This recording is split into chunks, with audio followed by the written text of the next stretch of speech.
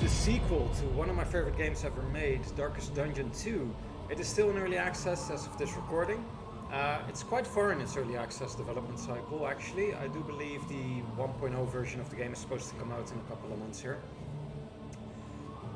So I did start playing it actually as soon as it entered early access immediately. And I liked the first run I did a whole lot. I loved a lot of the changes they made. Soon after, though, as I realized how small the scope of the game is, I started to dislike it quite a bit. Dislike is a strong phrase to use, but comparative to the first game, I thought this was less ambitious and I was missing a lot of that. Luckily, the developer Red Hook Studios, they do support these games pretty well based on the first one they made. And I thought it would be really interesting to see, with every big update that I play anyway, how the game progresses and if I like it more or maybe even less, I don't know. I plan on doing a video like this where I do a single run through the whole game. It's just one giant video of a single run.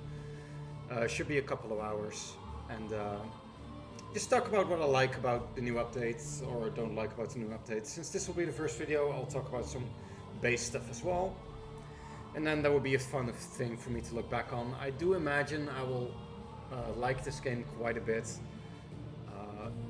because the most recent update they did I really like. So it's going in a good direction. I do have to say I kind of doubt that this will trump the first game for me ever, just because it's so much less ambitious. But I guess it's going for an entirely different thing. Like, to keep it very short, the big thing I liked about the first game was that you were on this epic campaign where all your decisions mattered over a very long time, and that's completely absent from this game because this game is run-based. It's supposed to be very short. You're supposed to start and finish the game in a couple of hours. If you succeed, that is. You can, of course, only take an hour or half an hour if you lose. But doing it completely and successfully will take a couple of hours. And you can keep playing after, but the thing you're playing is just the game again. It's not like it's new or different or you're still on the same campaign. It'll be a new thing.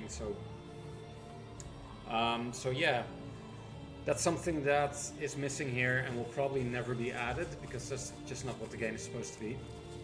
So I'll have to let go of that, I guess, and I've been unable to so far. The good news is I do like just about everything else that this game has to offer, though, besides that admittedly huge point. I am going to do a run, talk about some of the things I like. I do assume, I'll probably be the only one watching this back, but I do assume anyone watching it will be familiar with how Darkest Dungeon works at its core, so while the flame talk about still some of the new burns, things, but not the hope remains. base mechanics. Or base logic, I should say.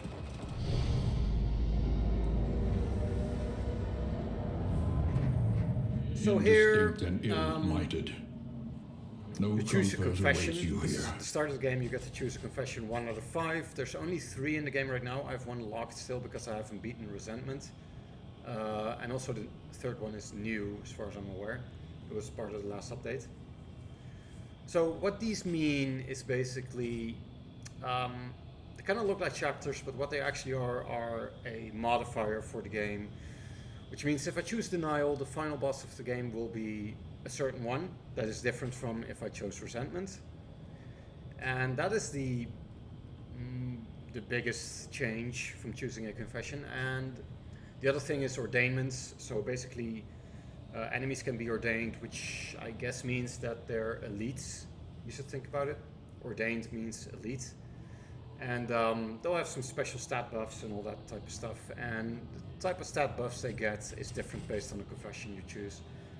But that's it. That's the only 2 differences that I'm aware of for choosing a confession. So the thing is, though, if you beat Denial, you can use the same party again to roll into Resentment and beat that.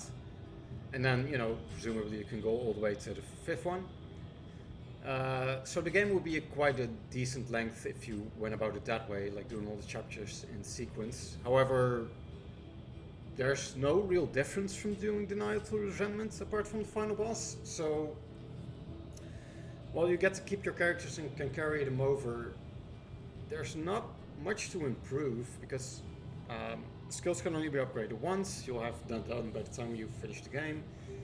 You'll have good trinkets, you'll have, you know, all that stuff. So and nothing is really different from doing the game. Like, this is not the second chapter, this is just the game again, if that makes sense, just with a final different boss. That's all it is. So and as you can see, I start the game right here and I can still go for the second chapter if I want, which I will do because I want to unlock the third one. Grievances gain a terrible strength. So that's, you know, falling back on that complaint Time that and time the game again, is I impressed upon you not that any this massive adulation campaign that I afforded want it us to be. would be fleeting if we could not properly defend like, yes, you our can do all those bindings. chapters in a row and challenge yourself that way, but The there's not crossroads. really any point. Wait by the lantern's light and welcome what help may It's come. not a singular thing, it's just snippets of stuff. So here I get to choose which 4 characters I want to bring on my quest here. And like, just fall back on that again, that's not one giant campaign. There's only 4 characters that you choose and you have those 4 characters for the entire game. With no swapping, other than if someone dies and you make it to the next inn, which is basically a checkpoint, you get a random different character to join your team. But there's no squad select, there's no party composition to worry about. There's no selecting squads for certain missions that will do better on certain dungeons than others. There's none of that going on. So that's also a bit sad, but I do like the characters that are here, and I do like that they're actual heroes now instead of just duplicates of each other, which didn't kind of make sense. But yeah, let's just choose the 4 basic ones since this is the first video I do. More devastating than the horrors of 100 So these are the 4 campaigns. characters you start the game with unlocked. These are the ones you have to unlock, which I have already done. But yeah, let's set my skills to the ones I want. I do prefer certain skills over others, even though all of them are good. I have a certain build that I like for every character. So the Highwayman is a tank and support character, that's his role. I like Crush here to use because I can hit the... If you can look at these pips, you know, if you see Crush and then below that it says melee, below that it has yellow and blue pips. The yellow pips indicate from which position I can use the skill, and the blue ones indicate which enemy position I can hit with it. So I like Crush because I can hit the first 3 ranks, which is quite far reaching. And it's nice to have a skill that can have a wide range of targets that can hit. Also, it is the highest damaging skill for the Highwayman, barring some special exceptions, but it's nice for that. And then if someone is comboed, I can heal myself, which plays into the tank role, which I like. Let's see. I'm not going to talk too much about, like, there's a good reason to pick any of these. Like Defender, for example, fits the Highwayman very well because you get to defend weak targets, but I have a different way of going about that, so I'll just talk about the ones I pick. Bolster I like for the stress heal, which is very good. It heals 2 targets at once, which is nice. Hold the Line I love because I can use it from any position when I am out of position. You want to keep the Highwayman in the front rank for the most part. So this will make sure I can get back to the front rank no matter what happens. Let's see, I love Retribution because Riposte is amazing and I like it. And also Taunt is good on a tank character, which lets me fill the tank role a bit in a different way than Defender does, where I won't actually guard targets specifically, but I'll taunt, so it's similar to guarding in that respect. I do like Strategic Withdrawal as well because it is a guaranteed combo token put on an enemy, and combo is great, so that's very nice. Getting guaranteed combos is quite difficult, so the fact this does that is really great. And also, once I upgrade it, it'll heal me when I'm on Death's Door, which the Man-at-Arms is most likely to Did I call him the Highwayman before? I think I did. Anyway, it doesn't matter. The Man-at-Arms is most likely to get on death's door since he taunts up and all that stuff. So yeah, this is a useful skill once it's upgraded as well. So that is my preferred build. You can select up to 5 skills out of all of these. You only have 5 skills unlocked when you start the game, and the other ones are locked, which you have to unlock as you play the game. But any unlocked skills carry over to the next run you do, as you can see. So let's see, let's use my Highwayman. The Highwayman is a damage character for the most part, and he focuses on pure damage. I like Pistol Shot here because it can hit the back 3 ranks, so again, wider range of targets it can hit, and the fact it can hit the very back rank is quite valuable. I use it for that. Also fairly okay damage for something that can hit the back rank. Duelist Advance I love because again, Riposte is amazing. So I'm taking that.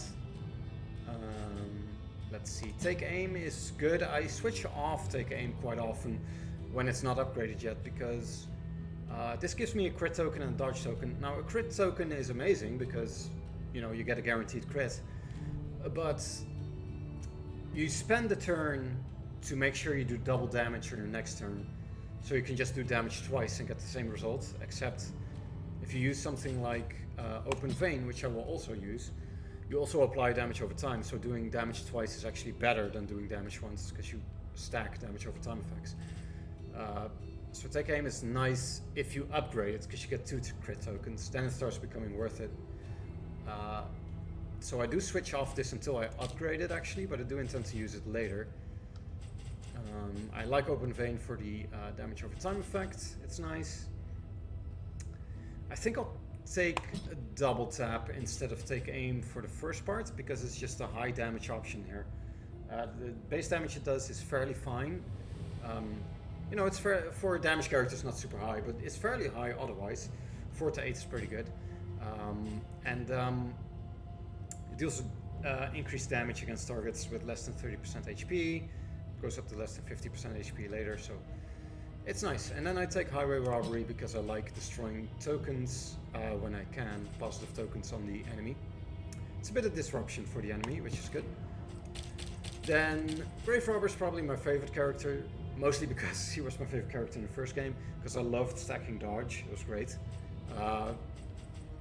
Now in this game, Grave Robber is again a damage character. Unlike the Highwayman, she's not so much raw damage as she is a damage character in that she has very high crit chance, or can get very high crit chance, and she's also self-sustainable with healing skills, and she has various ways to get dodge and stealth, so that's nice as well. I'm going to pick Poison Dart because it's damage over time, which is great. I'll talk about that when it pops up where damage over time is good.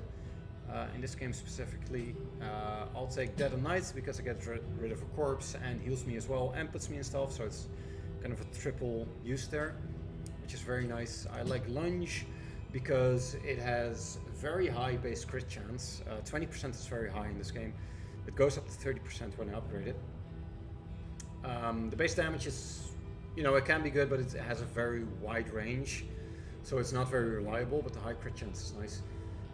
And also when I'm stealthed, which I plan to be a lot, it ignores dodge tokens and block tokens later when it's upgraded, which is nice. Pirouette is amazing. It damages 2 targets at once, with a fairly high crit chance for something that damages 2 targets at once.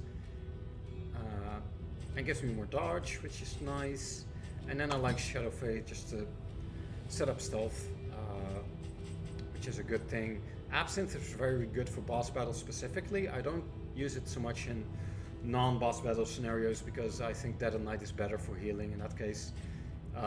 Absinthe requires you to be less than a quarter of your health in order to even get healed, while Dead of Night heals you no matter what the state of your health is, and it clears a corpse and it puts you in stealth. Now I do think dodge tokens, especially upgraded dodge tokens, dodge plus tokens, are a lot better than stealth. But stealth is good for setting lunge and things like that, so I think Absinthe is just better on bosses because there's no corpses around and the fight takes longer. Dead of Night it suffices, like it's good enough for regular combat, I think. Then the Plague Doctor. Plague Doctor is mostly a healing slash support character with a lot of damage over time effects. I do like many of these skills, but I have to make a choice somewhere. So I'm going for Battlefield Medicine, which is a heal and a cure for various damage over time effects on my guys. I am going for Plague Grenade because it hits the back 2 ranks at once, which is great, and applies the damage over time effect. Again, I'll get into why damage over time effects are really good when it pops up, but hitting 2 ranks at once with a damage over time effect alone is great, but it's also good for certain trinket interactions, which I'll talk about when that pops up.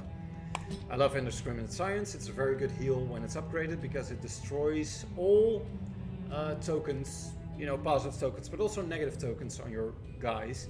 So, and in exchange for destroying those tokens, it heals a various amounts based on how many tokens are destroyed. Now it only destroys positive tokens at first, unupgraded, which is of course bad, but sometimes you need to heal. When I have this upgraded though, I can start removing negative tokens from my guys and just get healing for it, which is just insane. You get to remove negative tokens, which is already plenty powerful, and then you can also just get a heal on top of that, which is nuts. Incredibly powerful ability. I love Magnesium Rain because it hits every single target. Like it hits every single target. Now the effect is fairly small per target. It's only a damage over time of 2, of 3 when upgraded.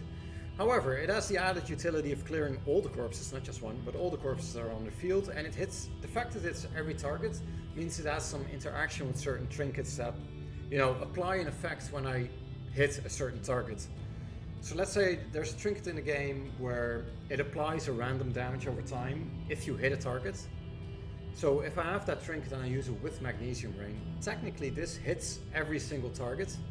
So it'll put a damage over time on every single target on top of the damage over time this already does. So you get to just deal massive damage total, which means it's very good. And the utility of clearing corpses is nice, and it makes the Plague Doctor very varied because she can stack bleed, she can stack blight and fire, so that's quite nice. And I do love Incision. It's a very good skill. It puts quite a high bleed on someone. 4 bleed natively is pretty high for something that, you know, deals reasonable damage on its own, and has a fairly good crit chance as well. However, I find myself often in the back rank with the Plague Doctor, and she can't use it from there. So I might switch off this depending on what I'm doing, but I might also swap some of my characters around to make sure she can use Incision when she needs to. I find with this particular party composition that the Plague Doctor just ends up in the back because the Grave Robber tends to lunge forward and the Highwayman also tends to move forward. So the Grave Robber naturally ends up in the back because the Man-at-Arms is always in front. So yeah, we'll see about that. Maybe I'll start my composition something like this, if that were to make sense. I could make that work, actually. Maybe I should do something like this. So this will let my Grave Robber lunge forward.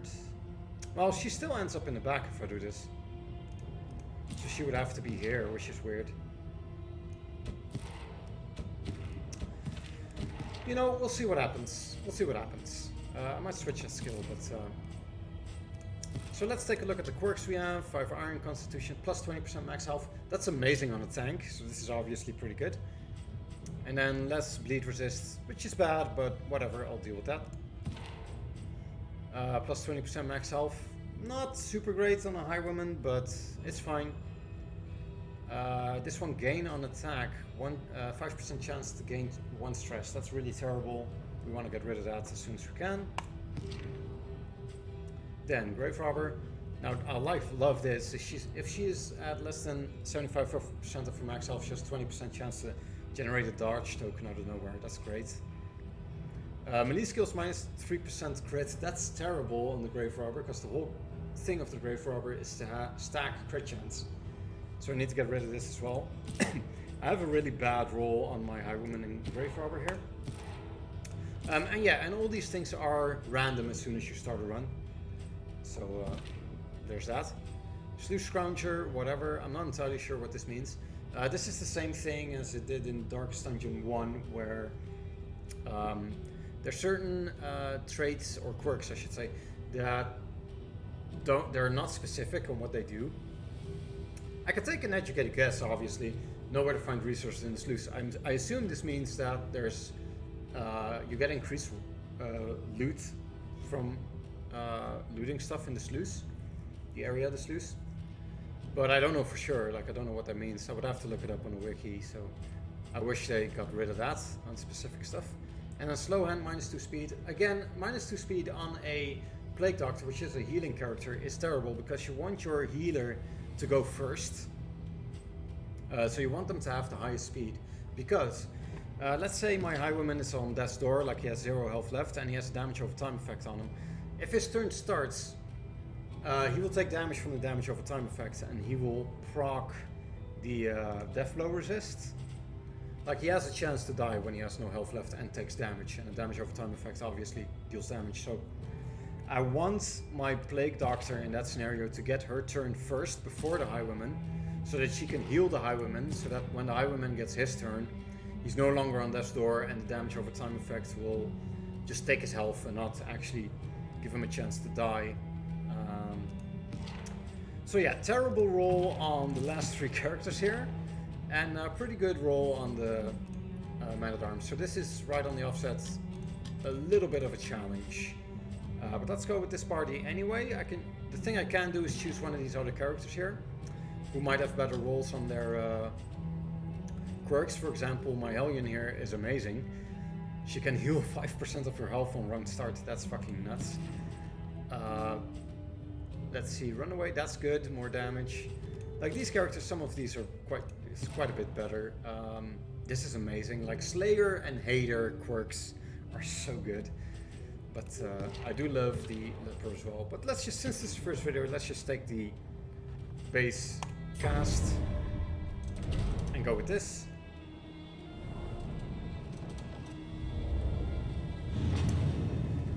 So immediately here, I want to talk about a new thing they added in this most recent update, which made me like it a bit more.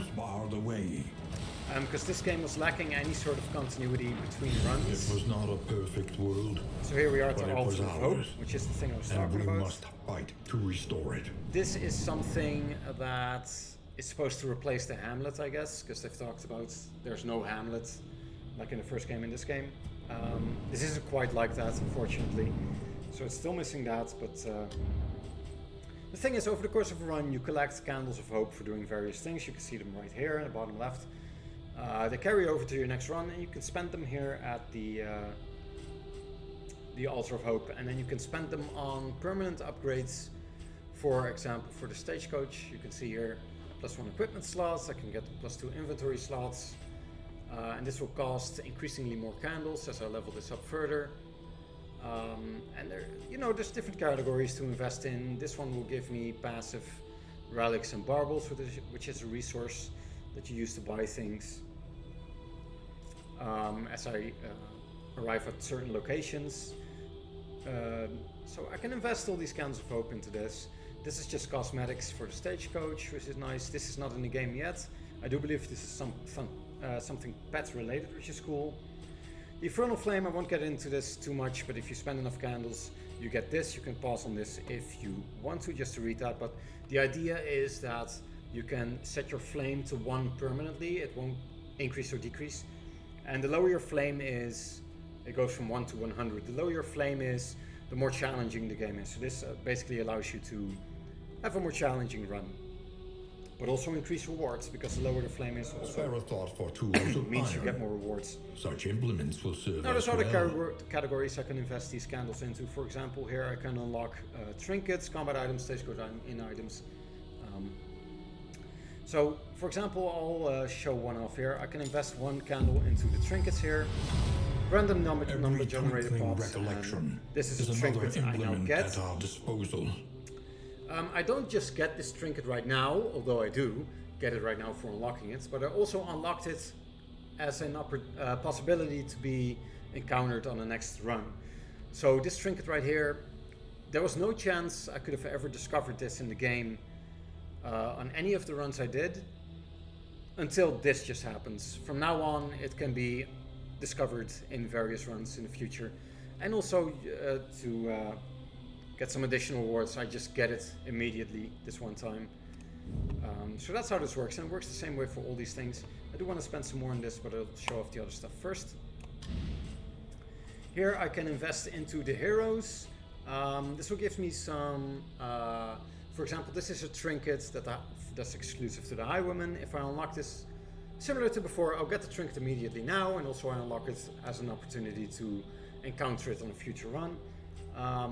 This is a path. Paths are very cool because they alter the way the class works in its base form. So, for example, this rogue path here, if I unlock that, it means I get to choose this when I start a new game, and what it means is that, well, these effects that are on screen now will apply. So the Highwoman will deal a lot more damage. 25% is a lot more if he's in the first rank, but he'll do a lot less damage if he's in the third or fourth rank. And then his point blank skill, which is a skill he uses from the first rank, will have riposte tied to it as well, which is extremely powerful. So this basically makes him a riposte or a point blank shot machine, because that skill deals high damage as it is. So with the damage bonus here and riposte on top of that, that's really insane. But then he'll be less useful in other ranks. So normally you don't use the Highwoman as much as a rank 1 option. So this, makes you do that. So it's a cool shift in what the class is normally about. And then there's some passive buffs here, like 5% death blow resists. It'll apply passively to any run I do. Stun resist, all that type of stuff. Then at the end here, there's a signature in item, which I've never unlocked. Well, clearly I've never unlocked it on anyone before, but also I've never encountered that. As far as I understand it, this has a small chance to be available when you arrive at an inn, and it's a very powerful effect. Yeah, and every class has its signature in item, and every class has their own trinkets and paths to unlock. And as far as I know, the passive buffs here, like death blow resist, are the same across classes. But there is that, and then the other classes you have to unlock here first by unlocking the first node here.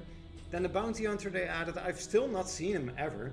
He only has a chance to show up when you arrive at an inn, and then, if I understand it correctly, you have to pay him to replace someone on your team for one region. So I guess he's supposed to be super powerful, because I don't know why I would replace a character that has certain mastered skills for a bounty hunter that I get for one region and pay him for it. So I guess he has to be more powerful than the regular classes, but I've still not encountered him. The more they have to hold on to. Then here, memories. This is a cool system. This is the thing I really liked about this. So I have to invest here some candles to even be allowed to use this system, but after that I can click on my man-at-arms here, for example, and there are these passive buffs that I can give him. For example, this +3 crit, right? It'll cost 5 candles. I have 9, as you can see. It'll cost 5 candles. He will have +3 crit percent for the entire run.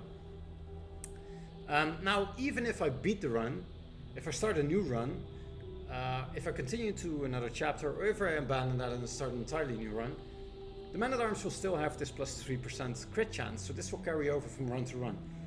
Unless the man-at-arm dies, then this gets reset. No matter how many bonuses he has up here, they will all get wiped out. So that is what happened to me on my last run. I actually got a party wipe on the final boss, and yeah, everything was gone. So I do think this is cool. This will give you something to invest your candles into once you have unlocked everything, right? Because at some point you're going to have unlocked everything. So this will give you a thing to invest into forever. Now note, if I do pick crit chance here for my Highwoman, I will, or man-at-arms, I will not get the crit chance option for my Highwoman here. It will be consumed by the thing. So you have to make decisions on what fits each character the best. and do it that way. I won't be using this time because I'm not necessarily expecting to make it through this run. The final boss is a pain in the ass that I haven't figured out yet. And then here you can see everything I've unlocked ever so far. This isn't actually what I've there was a big update recently that put this entire system in. I haven't played with the system much yet, and I had a maxed profile level, which is no longer a thing anymore, I believe, but I had a max profile level before this, so I actually unlocked every item in the game, but that all got locked back up, so that's why we're here. So let's Study the spend winding some roads of my and roofs of our stuff. kingdom. Find any I advantage. think I want to invest a little bit into my characters to make them a bit better. Yeah, I'll grab this. Let's see how far I can get with my man-at-arms here. Do I like this path? No, if I unlock this, I won't be able to use this path now because I already chose the arrow, but on a future run I might be able to. So this seems awkward. I guess I'll just stick to this for now. Oh, a speed upgrade, that's very nice. Oh, I guess it is different from hero to hero. Yeah, interesting. Let me see. You know what? I'm gonna put all the rest of my candles in items. Let's see. Give me some combat items. A welcome Yes, very good. advancement I've to been the missing this science one. of survival. That's a good combat item. I could take or leave that. Same for that. Let's go for... Fuck it, let's go for trinkets. Okay. So that was all my candles of hope, so let's Once continue. more into the maelstrom, in search of what hope yet remains. I'll equip my guys after I reach the first assistance encounter here. Or the cache, actually.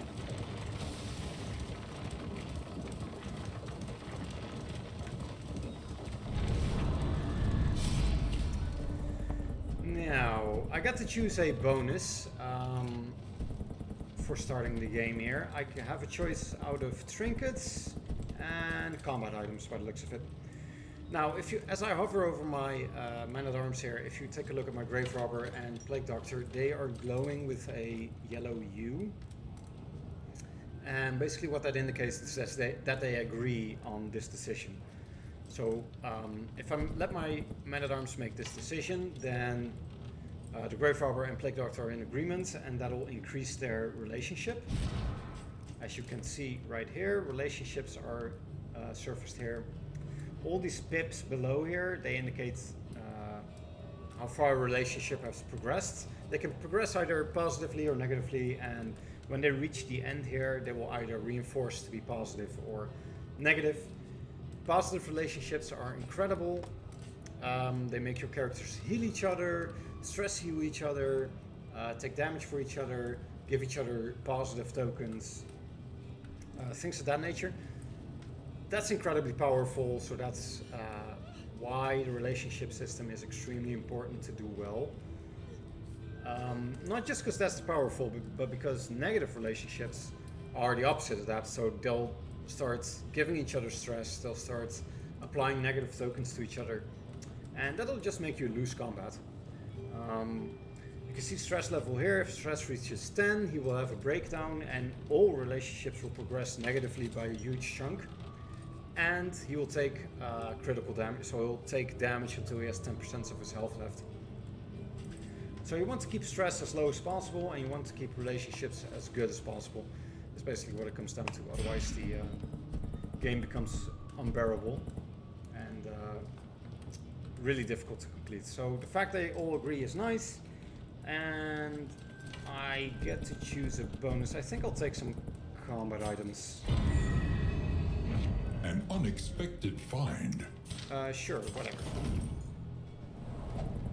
So just to show you that a bit, since they agreed, you can see here they increased their relationship. They increased with the Grave Robber by 2 pips and 4 pips for the Plague Doctor, which is great. So yeah, this friendly status or neutral status doesn't mean anything. It only matters when they reach the final pip. So I want to reach this not just because positive relationships are good, but also because it'll give me a longer way before I reach a negative one, which I want to avoid it at all costs, because you can clear the game just fine without any positive relationships.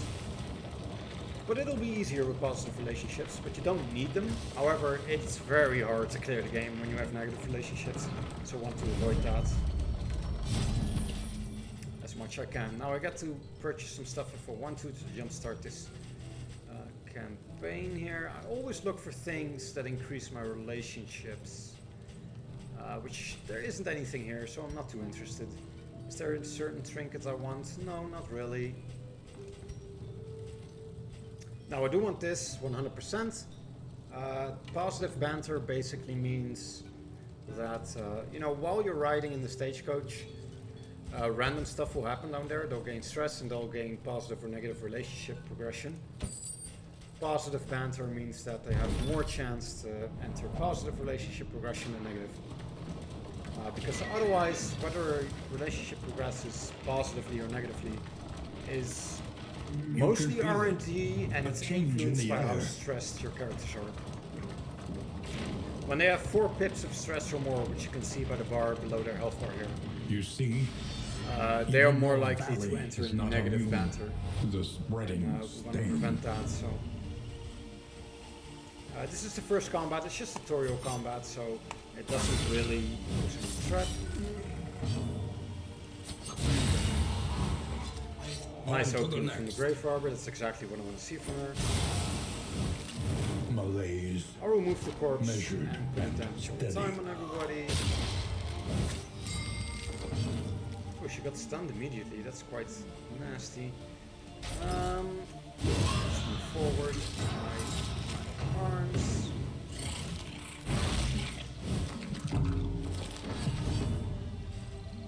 And let's just finish that one. A petty hindrance. I'll talk more in depth about combat in a bit, but there's not much point over here because it's not a real combat. My Plague Doctor can't do anything. See, this is what I'm talking about. She's in the back rank and she can't do anything now. Because oral skills either don't target the front rank or can't be used for the front rank there. Right. I love the way the game moves. Suffering. Like the little animation when you select a skill, and then, you know, the instantaneous effect. Cut down these nightmares. The recovery and blaze animation. the trail to your redemption. It's so good. I love it. That's what made me love this game a lot the first time I played it. Just the way it moves is so stylish. So we're at the inn. This is just the tutorial area, so I'm not talking much about the area itself. So the inn is a checkpoint. The inn will be further and further along the path the more you get into the roaring game. heart does much for the weary body. But you can do some stuff at the Even end, more, prepare for the perhaps, next journey for the and restless recover a bit. soul. So let's see. I can use these inn items only when I'm in the inn. This gives me more resistance for blights. I'll just give that to my highwayman. More healing received. Give that to my man-at-arms. I did say highwayman. Oh, there I. Man-at-arms and my highwayman can use one. Sure, she can reduce her stress a bit. Hold on, let's see what I can buy here. Precious relics remind us of a time before the end. Oh, here's something to possibly improve relationships. It only has a chance, but I'll go for it. It's very useful. I don't think I'll take anything else. No. She doesn't have that much to begin with, but... so let's see if we can progress that relationship further. Yes, we did. So now they're pretty far along. Only 2 more pips and they'll be have a positive reinforced relationship. Learn what Now can another be thing taught. I can do at the end is and you may Upgrade my stand skills. just a little taller at the end. I will upgrade Bolster because it gives me a better stress heal, which is very useful. And I'll talk about that in a bit. This used to heal only 1 stress, now it heals 2. And that's massive, and I'll talk about that later when it pops up. What is another skill I would love to improve?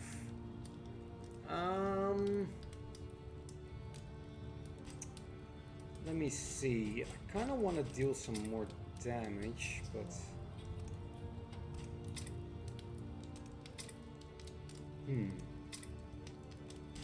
will I improve lunge? I don't think so. I think I'll go for indiscriminate sign just to get a more reliable heal and a way to remove negative tokens. So that's what I'll do. Planning and mindfulness. Then here As I can vital to put certain survival as upgrades in sharpened Stagecoach. I only steel. have 1, but this is a very good one, so I'm applying it. And then I can select my route. Consider your position and plan There's accordingly. always 2 options, unless the sluice is an option, in which case there will be 3. So things to keep in mind when you make a decision. There's different locations here. The Sprawl will have different types of enemies than the Tangle does. The Sprawl mostly has enemies that put on fire damage. The Tangle has mostly undead type of enemies. So that's something to keep in mind. Then there's modifiers. So Sprawl here will have more chance for scouting resistance encounters, and there will be more resistance encounters. The Tangle has more movement resist, which I don't particularly care about. I don't mind if this party gets shoveled. Then there's a goal, which is optional, but for this one it is, if I fight 6 or less road battles, I get this reward down here, which is a trinket I don't care about. And now I just happen to have the same reward here. That's not necessarily the case. It usually isn't, but the goal here is to avoid the Hoarder. So I don't care about these rewards, so I'm not making my decision based on that. I don't care about the movement resist here, so I'm more inclined to go here. And yeah, sure, let's do that. Let's just go to the Sprawl. I do think the Sprawl is a little bit harder than the Tangle, but Another nameless city. let's go for a challenge, right? Another inferno of So mutilation. anything else I want to do? Yeah, I madness. do want to equip combat items on my people. He can have this. He can have this. So I'll just assign something to everyone. Now the way I use combat items, I use them liberally when a fight seems, you know, not ultra easy. Except for combat items that are very good, such as this one right here. I'll try to save those for moments I actually need them. And then let's apply the trinkets. Let's see, what is this? 33% chance to generate a taunt token, and on miss in the first round I become vulnerable. I'll put this on my highwayman. Tanking, that's his thing, so let's go. Let's see. Apply on hit a root token, 33% chance. Gain when missed a stun token, that's bad, but I don't know if I particularly like rooting people, but I guess we'll see. Maybe I'll put this on my Plague Doctor just to check how I feel about that. No, you know what? I'm gonna put it on the Highwayman. Sure. I don't think I will like that particular trinket that much, but I guess we'll see.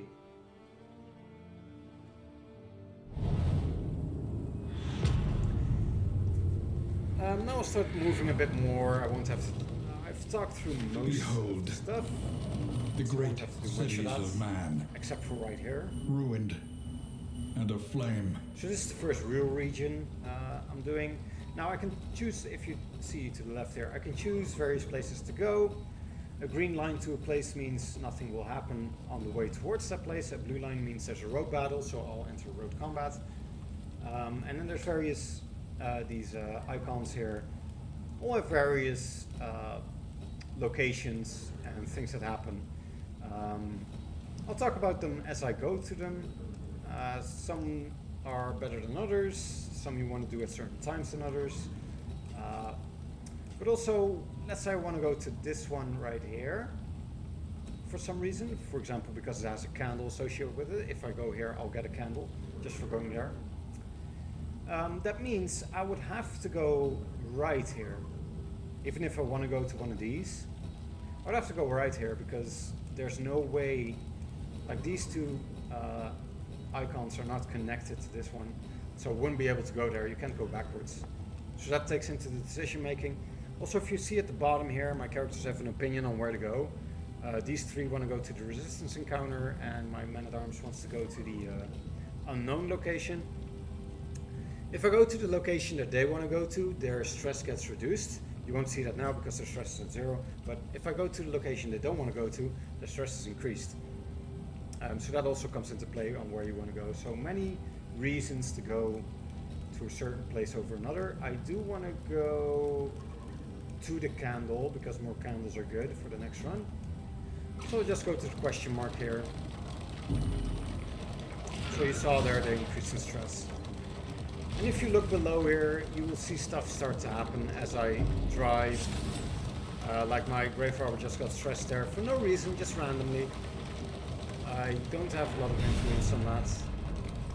So here we are at an academic study. That's the unknown location we were at. I don't like the academic study. This gives you basically a gamble. I have to trade some flame to get a trinket and either a positive or a negative perk. You don't know what it's going to be, and either positive or negative health change. Don't know what it's going to be. So you can see now as I hover over my Grave Arbor, the Plague Doctor and Highwayman are highlighted in with a blue U, which means they disagree, so I'll enter a negative relationship if I do this. On top of, what they actually want to do, my Grave Arbor wants to interact with this, my Highwayman wants to leave. So again, many reasons to make certain decisions, but I prefer to go for relationship style decisions at first. So I'll just side with whatever, I'll just side with my Highwayman. Because I don't want to go to the academic study, I don't like it. Now another choice, I can go to the lair or a resistance encounter. I'll go to the lair again because I want to go here. Push forward. Lamentably, now, there is no other choice. The lair is a sequenced combat, so that's a very difficult real boss at the end. And this is the start of the game, so I'm not... I mean, I can do it, I've done it before, but I'm not favored to win a boss fight at this stage. So I'm going to exit the lair as soon as I can. I'll just do the first combat and then leave. The library burns. The first combat of a lair is easy, the second one is a bit harder, and the final one is a boss. You can see where you are at the top here. And insight. You need to beat a lair at least once before you get to the mountain, which is the final area in the game. Otherwise, you will auto-fill the game. Let us hope. But you can do it at any point before you get to the mountain. You don't need to hurry with that. Now, here I'll talk about the damage over time effect, like I said. This guy here has a block plus token, which means he takes 75% less damage from the next hit. Damage over time effects generally deal very little damage, because most of the damage is in the damage over time. Now, the 75% reduction only applies from direct hits, not from damage over time effects. So, as you can imagine, that makes damage over time effects really good against this sort of thing, because since their base damage is so low, it doesn't matter that it gets reduced by 75%, and it'll still tick most of the damage through the block token. And he has 2 block tokens, which you can tell by, there being 1 block token here and a pip below it. That means he has 1 more in the bank. And I'll reduce them every time I hit them, so it's kind of a lot of benefits to using a damage over time with certain enemies like that. There you saw Riposte in action, and you said counter any hit, which is why that is so great. Let me see, I will use... Hold the line, just move forward, kill that guy.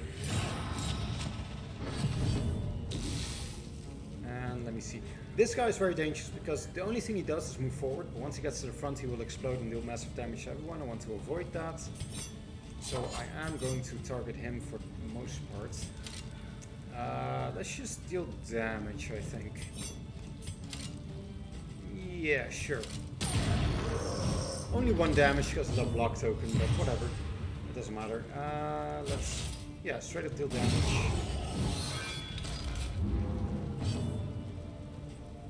And let's see.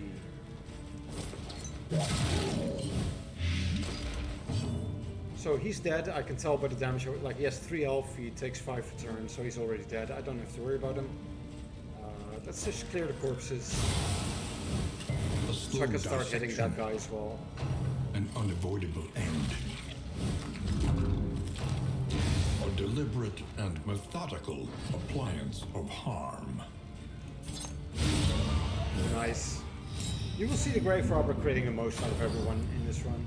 Let's escape, because I don't care about getting more stuff right now. When myriad variables align themselves against you, it is wise to desist.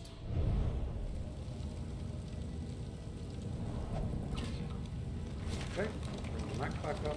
A simple choice. Let's see. Yeah, I do want At to go least here it should and then get that candle. See, there's another candle here. I might go for that. I'm not sure yet. We'll see. What will this turn into? This is a assistance candle. So you saw an assistance account at the start of the game, but basically what it means is I have a chance to help some people, and I usually have to give them something in exchange for something else. So let's see. So here I just purely get rewards. I get flame and some loot. If I do what the Man-at-Arms says here, I have to pay some relics, which is a currency you use to buy things. And I get flame, food, and loot. Here I have to use less relics, but I somehow get more stuff. So I'll start with my Plague Doctor here. And again, everyone agrees, which is very fortunate. It's mostly random whether they agree or not, so you don't have influence on that. I have had it happen where I will drop this because it's useless. I have had it happen where I only get disagreements on every run, and that's too bad. Doesn't seem to be any bad luck protection against that. So Chaos you have some must luck, be met bad luck. with As you saw, unwavering resolve. there was just some negative relationship progression here for my Plague Doctor and Grave Robber. It's entirely random, nothing I can do about it. You can combat it by trying to keep flame high. If flame gets low, there's more chance for negative banter. And you can also reduce it by keeping stress at 3 or less. As you can see here, the stress bar, those white dots here, the white pips. The first 3 are small, the other ones are big. That's to indicate once you're in a big stress, it'll start affecting your relationships. There's more chance to get negative banter, which you want to avoid. So you want to be below 3 stress for the most part. Let's see. I don't like this. Many people want to leave, but I just want to fight. No, two people want to fight. Yeah, I do want to fight. If I choose the Man-at-Arms here, I'll also apply a debuff on them, so let's do that.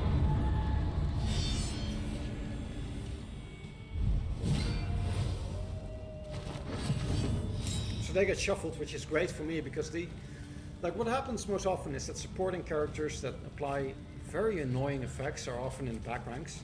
So the fact he gets shuffled to the front is fantastic. I'll try to focus him down immediately. Very nice. Let me see. Let's use Plague Grenade. Let's target it back to. Okay, no big deal. I got shuffled, but no big deal. Or pulled, rather. Let's kill the one in front, set up a fast. And let's start killing everything else.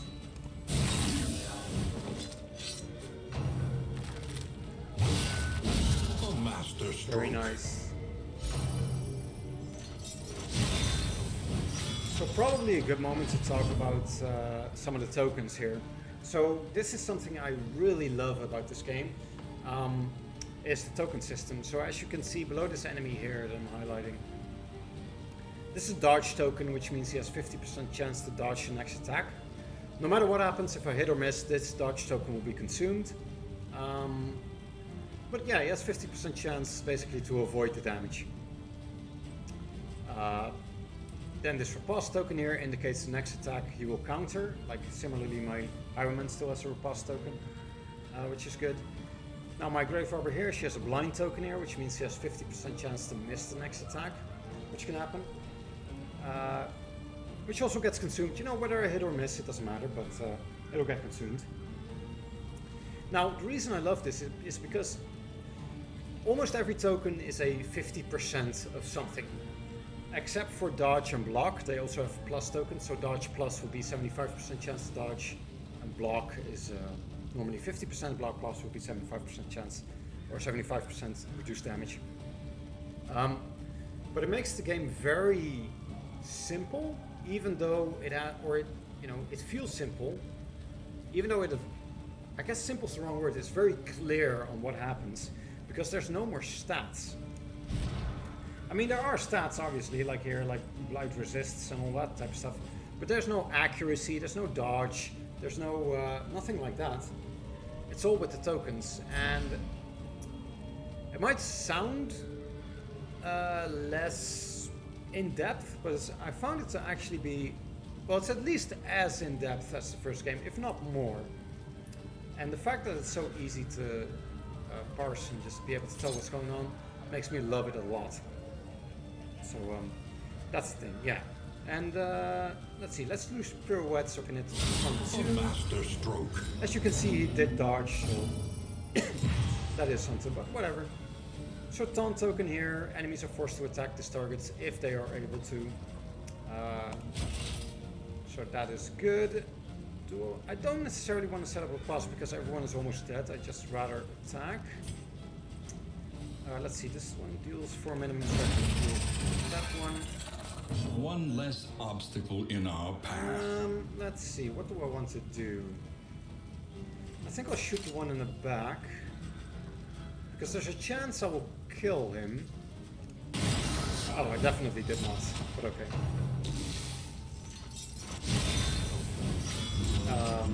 Anyway, now my Plague Doctor can actually use Incision on this one, which is nice. There.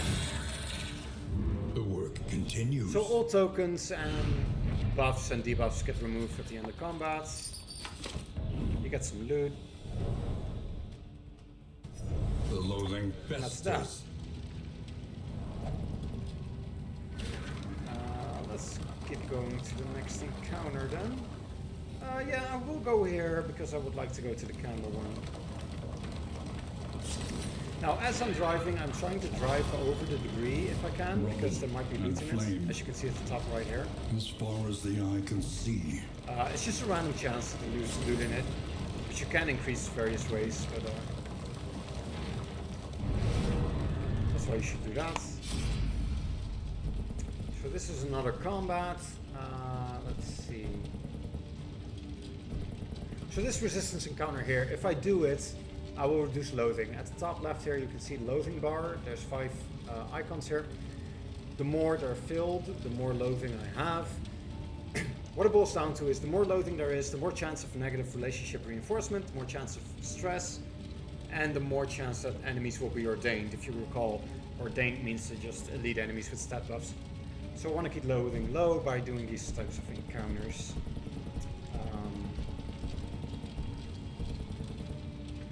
I don't know, I find it like they all disagree, which I'm not a fan of. What do I want to do here? Well, I don't want to side with him. I would prefer to do this combat, but they both want to leave, and I don't want to reinforce a negative relationship with one that already has positive stuff going. So I'll just side with my Highwayman, I guess. Which is the least objectionable choice out of those. But yeah, I would have preferred to combat. Yeah, let's go to the candle one.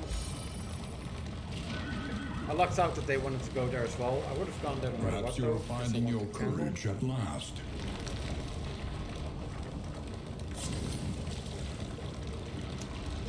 So this is another resistance encounter.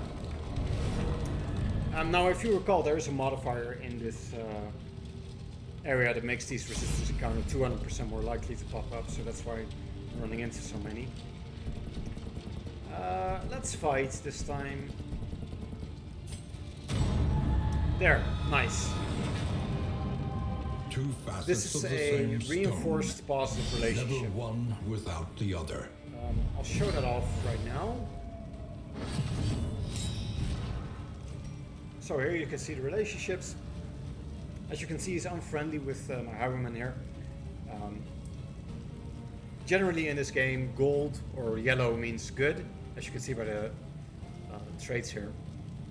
Blue means bad, so here as well, this blue means he's moving to an unfriendly, negative reinforced relationship, which we want to avoid. Now, if I were to get a positive pip with my highwayman here, it would not, like, it would just reduce the blue one by 1 until it's all the way to 0 and then increase by yellow. That's how it works. However, I increase yellow all the way to the top here with my Plague Doctor, so now they have a positive reinforced relationship. You get these 5 different pips that indicate that they have a positive reinforced relationship, and they'll start helping each other out now in combat, which you will see. Which is quite powerful. Let me see. This is not a particularly difficult combat, so I'll keep my combat items to myself for now.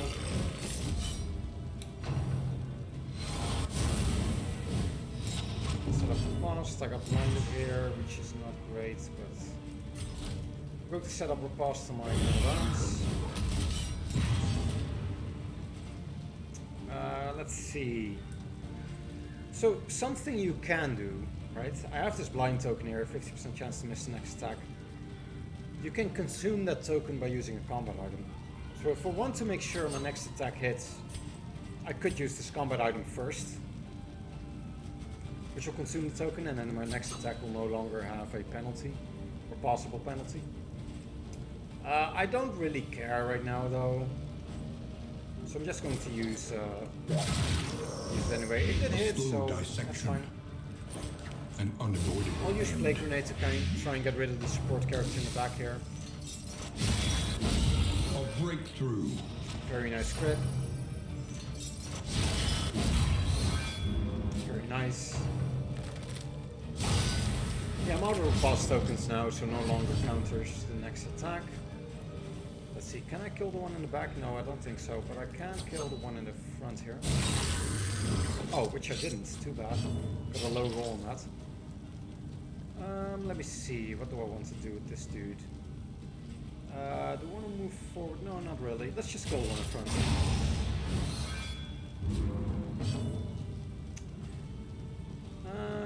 Yeah, let's lose Plague Grenade because... Well, this one is going to die from damage over time, but this one is not yet. But he might now. He will in fact die. Okay, that's good.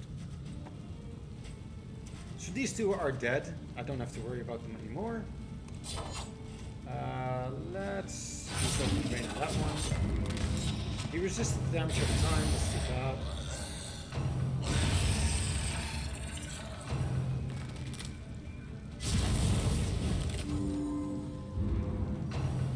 Okay, he healed some. So, did you see that? That was a positive relationship at work there. What happened was that my Man-at-Arms was attacked here, and my Plague Doctor just countered for no reason. She doesn't have riposte, she can't get riposte. It was just because her mate got attacked, and she got, you know, a random roll to do something positive, so she attacked back. Which is, you know, really powerful. Let's get rid of this guy. Oh, he dodged. Too bad. Let's see. Let me heal my Man-at-Arms here. And then let's go. There we go.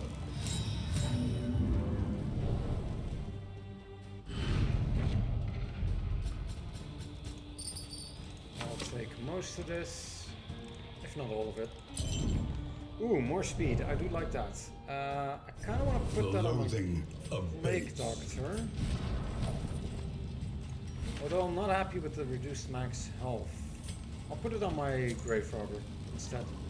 I don't mind, like the way I build my Grave Robber, they usually end up having lower health. Because I feel comfortable with them having low health if they get some positive benefits from it. Because she will have a lot of dodge tokens, she will be in stealth a lot. So I don't worry about her too much, she can heal herself. She's not an easy target, so it doesn't matter too much. So we're going to a assistance encounter again. Which is Giving into nice, madness because you can is always increase easier the than flame. holding out against You can it. see the flame at the top here. They are heroes. Like I said, it goes from 1 to 100, and the higher it is, the easier the game will be, is basically what it comes down to. Higher flame results in, well, it's not necessarily positive banter, but low flame results in more negative banter, and it makes enemies have more battle advantages, more damage, more crit chance, stuff like that. So I don't want low flame. It does increase your loot though, so it's an option to play at low flame if you want to. I don't want to do that myself. What do I want to do here? How are these relationships going? I can go with either my Highwayman or Grave Robber, but I need to know who to side with. I guess it doesn't really matter, although I don't want to waste the relationship I have going with my Plague Doctor, so I'll go with Grave Robber.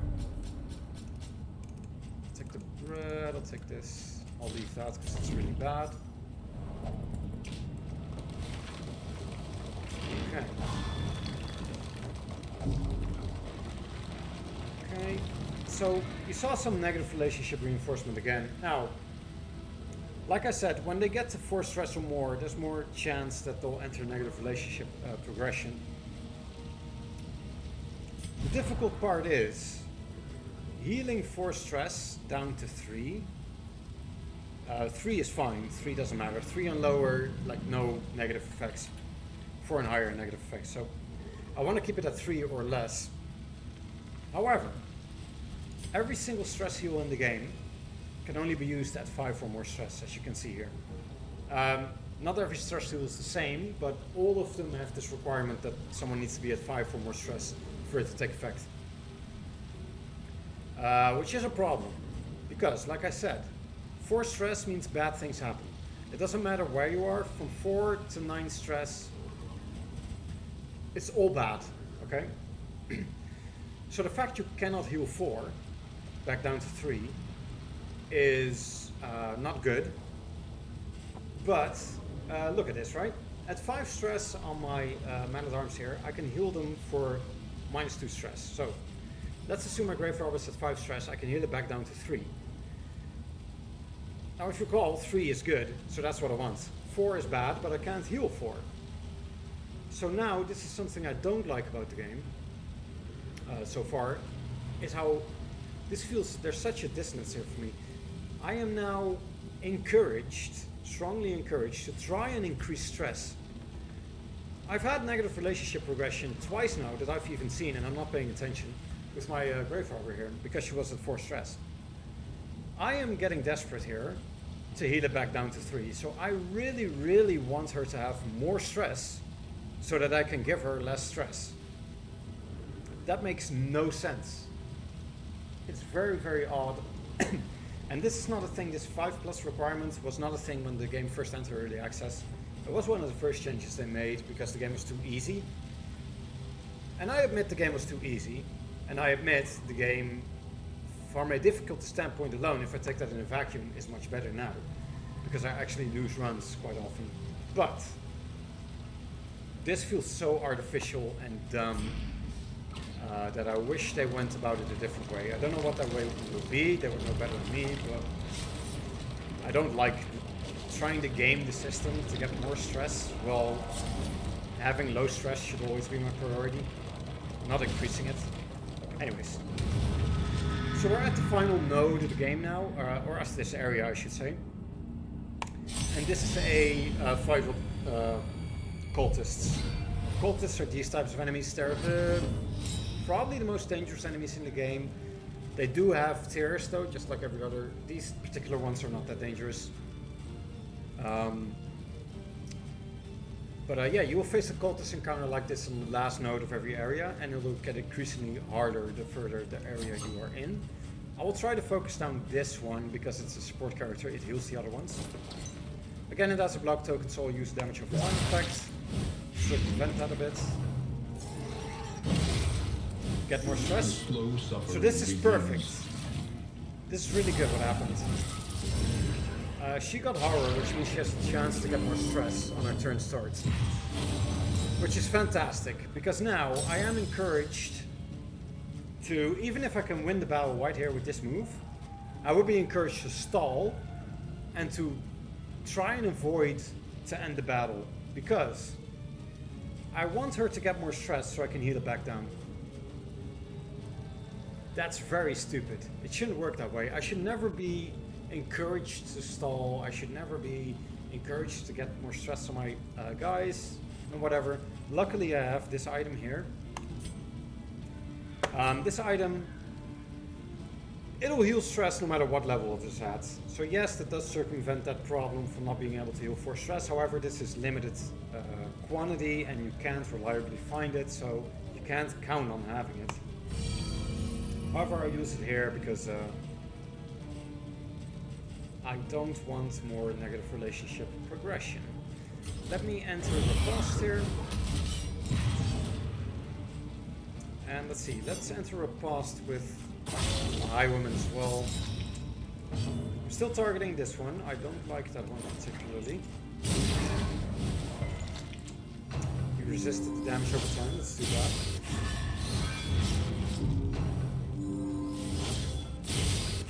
A miscalculation, perhaps.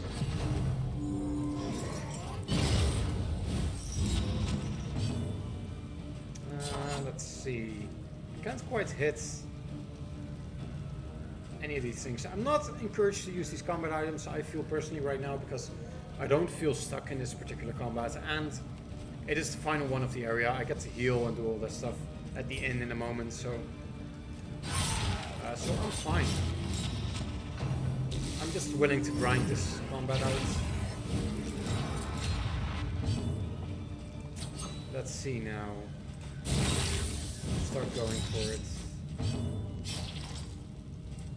I do want to kill that, but I can't quite target it. So what you'll often find is that front rank characters only can hit the front two ranks. And they'll have difficulty hitting the back ones, so that's why something like Plague Grenade is amazing, because it hits the back too. Still not die. Steady yourself. As you can see, it has a 5 damage over time while having 5 health. But it also has a heal over time, which will proc before that. So it's still alive, which is fine though. I think I can kill it with this one. Yeah, it's dead now, for sure. Steady yourself. Yeah, so I don't need to worry about that anymore, which means I can use something else now. Do I want to use... what do I want to use? I think I'll heal my Brave Rock right now.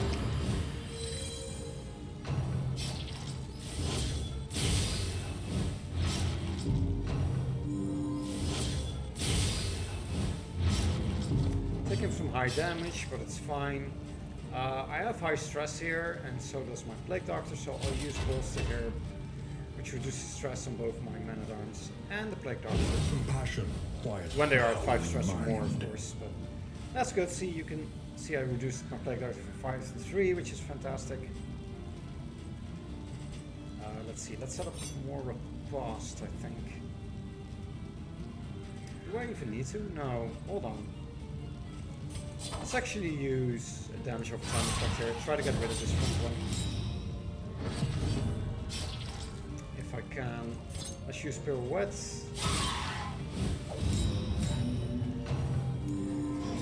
So a Daze token means that No matter how fast, how much speed a character has, how early their turn is supposed to be, they will always go last. So that's a pretty negative token to have. However, they won't skip their turn entirely, so it's better than a stun. Or less bad than a stun, I guess. A slow dissection. Okay. An unavoidable end. Right, so that's one dead. Now, these two in the front, they have death blow resist themselves as well. These other enemies have been dying as soon as they hit 0 HP. But certain enemies, like these ones in the front here, just like my heroes, as they reach 0 HP, they'll enter death's door. And then any blow from then on only has a chance to kill them. It won't necessarily do immediately. What do I want to do here? I may want to set up Riposte. Actually, I don't. Let's just damage one first. And I think I should heal my Man-at-Arms. So I can heal for 12, or I can heal for 16 and remove all the negative tokens. But I wanted Zaan's token to stay because my Grave Robber is quite low, so I'll use this other way to heal. Right, so she didn't like that. The fact that I healed him and entered some negative progression there for the relationship. Which is obnoxious and of course happens because she's at 4 stress.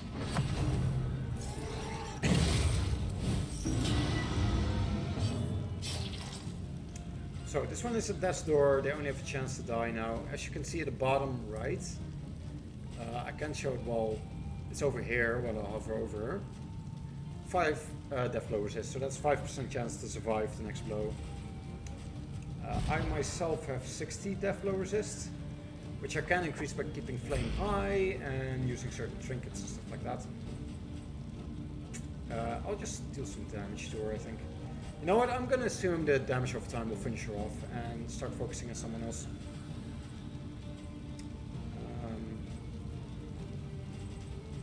Yeah, let's do that. Let's set up a cost.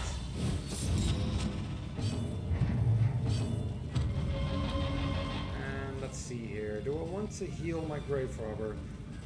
No, not specifically. I'll heal my Man-at-Arms instead, I think. But you know what? I'll use Incision, even better. Oh, not better, obviously.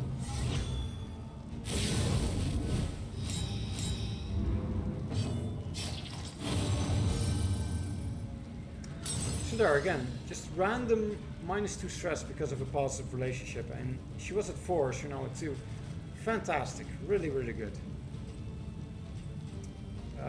Let me set up Taunts and Riposte.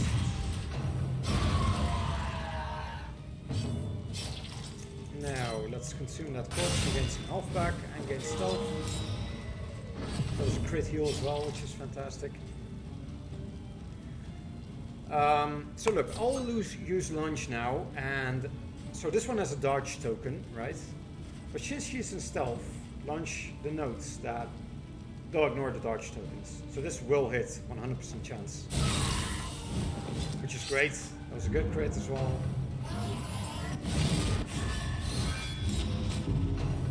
Very useful that way.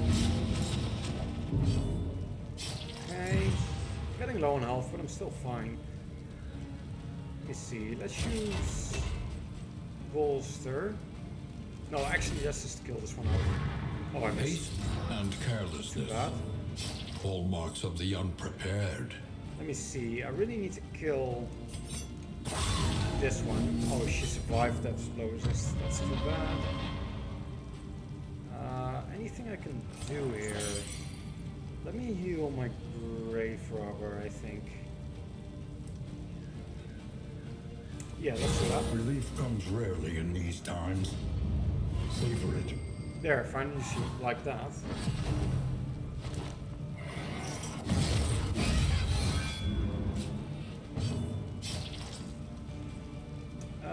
Let's just use this.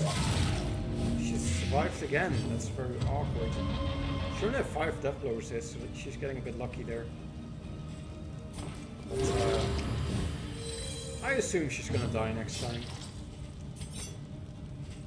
It's just a dangerous thing to assume, but you know, I'm just gonna. There we go.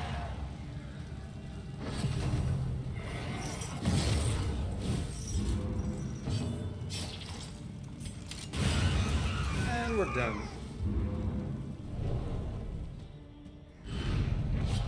Amidst the spoils, an artifact of Okay, got some unparalleled stuff. power. Let's take a look at it.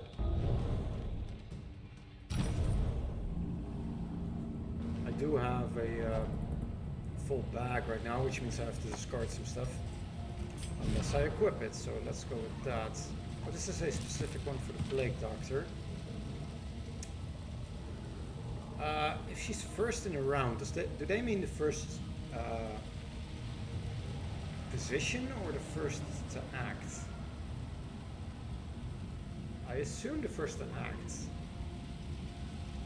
Anyway, melee skills have more crit chance and medicinal herbs if equipped, plus 50% healing given.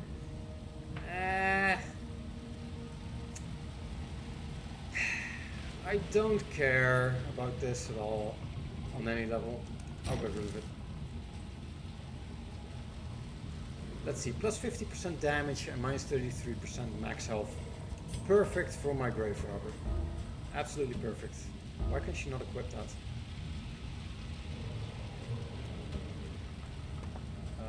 Is it instead of this? Huh.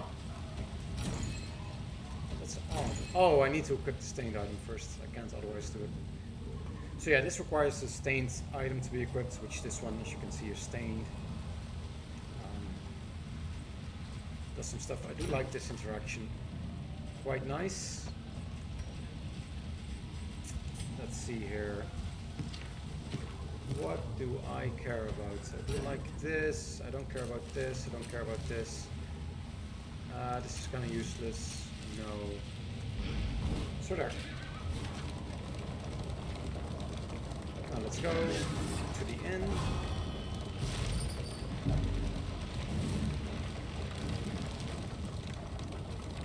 My man-at-arms is getting very high stress, which is unfortunate, but I'm at the end almost, so...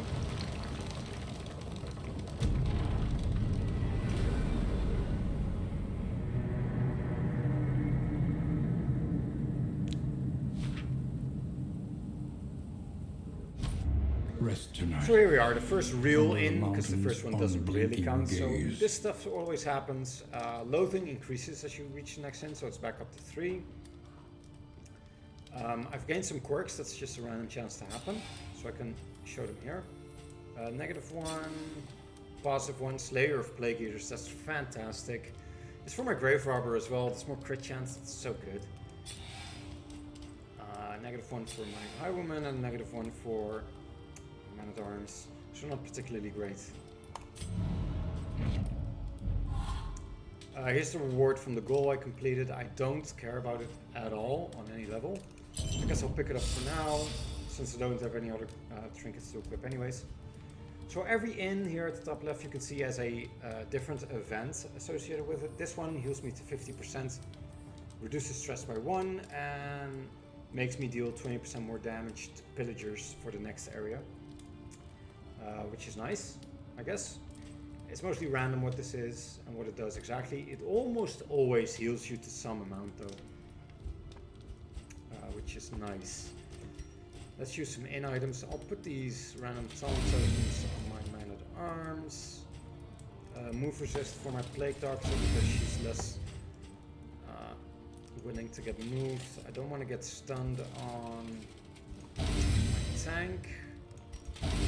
Some resistances on, more healing for the tank, more max health for the tank, and well, I have enough for everybody, so I'll do that.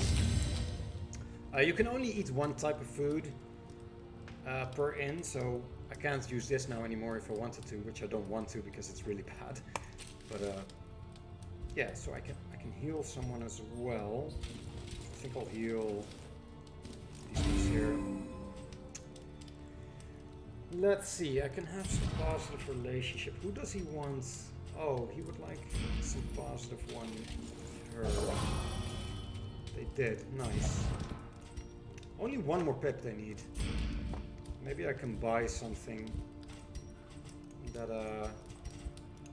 makes me do that. I'll put this trinket on him for now. But Learn a little and begin let's again. see. Bandages are quite nice, but nah. Ooh, I have another chance here.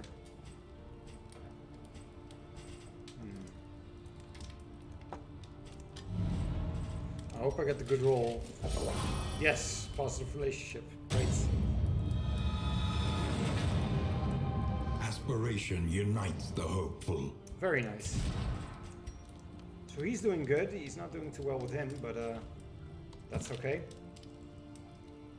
Well, it's not quite okay, but One learns happens. quickly when Only survival one mastery demands point. it. What happened? I don't know what happened. I guess I didn't luck out on that.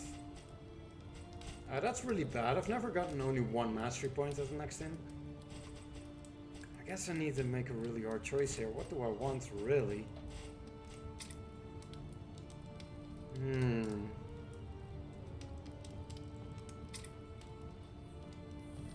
Man, this will be a tough decision. I guess I want something that deals damage, right? Because otherwise I'm gonna lack in damage. Fuck it, I'll upgrade lunge. It is a bit of a gamble to do that, but man, that's too bad. Anyway, let's see what Spend else what you we have. can, for wealth no longer has meaning. If Ooh, this is indeed good. it ever did. So, baubles, these triangles here, you can see at the bottom left here, these are all the resources I have: relics, mastery points, and baubles. Now, relics and baubles take up inventory space, as you can see right here. And relics are used for various purchases, like combat items, in items. You can also go to a hospital and remove diseases and stuff like that, and negative quirks and all those type of things with relics. The only use for baubles is buying trinkets. So I might as well spend them on a trinket when I see a reasonable one. And I see two good ones. I see this one and this one. This one would be great on a Plague Doctor because she doesn't do a lot of direct damage anyway. Most of it is in damage over time effects, and she does heal, so that's very nice. But I'm leaning towards this one. Applying on hit a vulnerable token would be amazing. Such power in Who such do I a want little that on? thing. You know who I want that on? My Plague Doctor. You know why? Like I said at the start of this video, apply on hit, this trinket effect will interact with Magnesium Rain, which hit every single rank. So when she uses Magnesium Rain, she has a 15% chance on every single person to proc a vulnerable token. Whereas most other characters can only hit one, sometimes two people at once. She can hit all of them, so that's great on her. So I'll use that.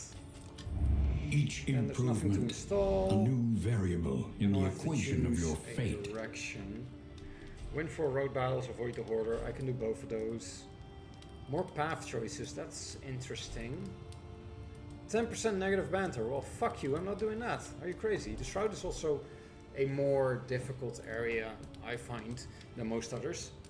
The Shroud mostly has fishmen, and they kind of tend to reduce your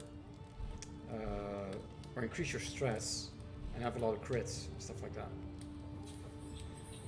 The Photor is, if I pronounce that, I don't know if I've never heard that word before, so I don't know if I pronounced that correctly, but it mostly has Plague Eaters, and if I recall, someone has Slayer of Plague Eaters, and she has more damage, so this will be a good area to do.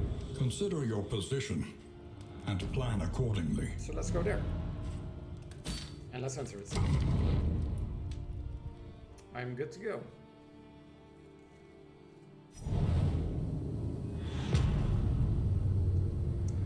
Now, I will make some cuts in this video. This will be one giant video, but I will make some cuts rancid because crop I will grows probably unchecked only play one and area at a abhorrent. time, and then take a short break myself, or you know, come back another day. But yeah, so that's what I'll do here. So that's why you'll see a cut right now. And back I am. So let's go ahead with Think this area. carefully. Let's see if there's Today's any place oversight I want to is go. tomorrow's regret.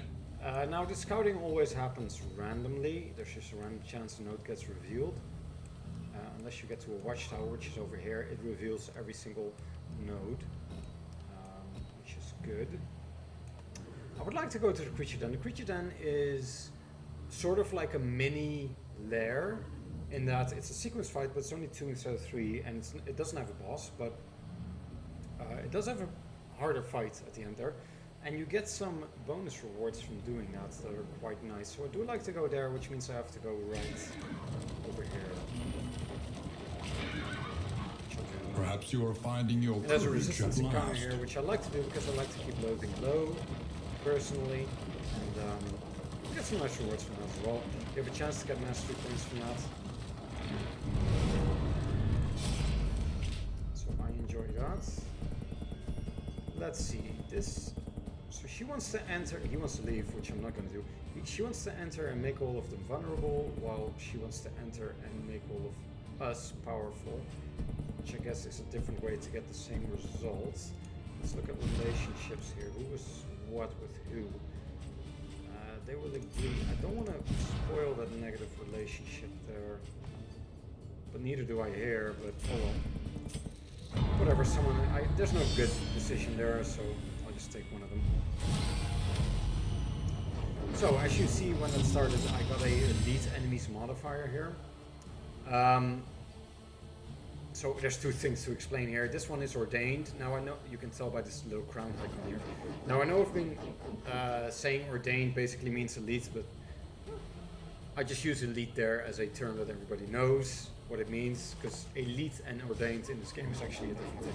So this one is ordained, so it has Let us take a closer look at the certain thing, decreases. as repulsive as it is. It doesn't say specifically here, only that this enemy is blessed by the Seething Thigh. Seething Thigh is the final boss, if I recall correctly. So this ordainment does this, what it says right here. So this one has a chance to just apply a certain damage over time, like when they hit me.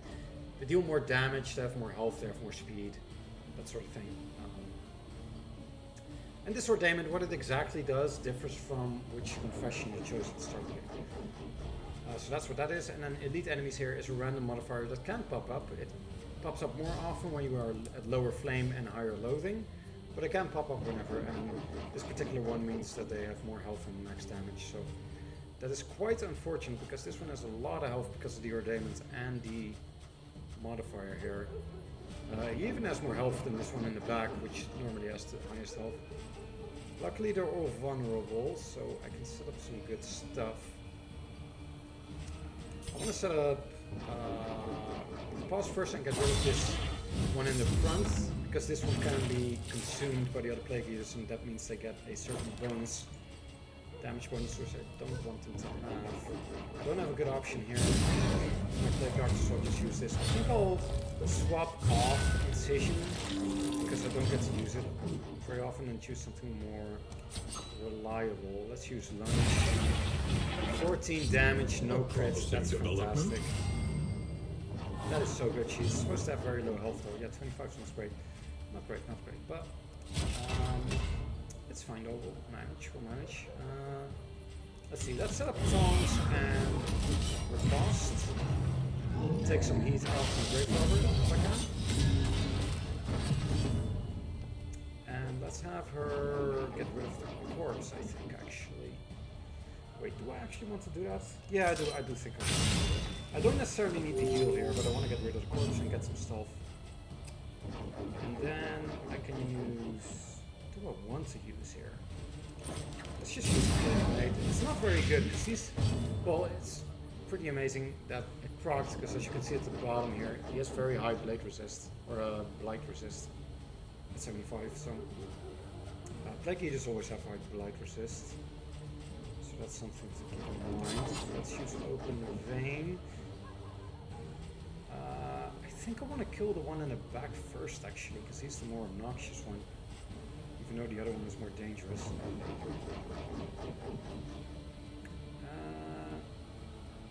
Yeah, I don't get too much from that. Okay, let's do this. So because he had a combo token on him, I now do a higher damage over time on my Highwayman. Which is a... it is shown here. See, it's part of the skill. If a target has a combo token, that's a little cyan, like skull icon there. He deals 4 bleeding damage instead of 2, so that's quite nice. Let's move forward with my arms.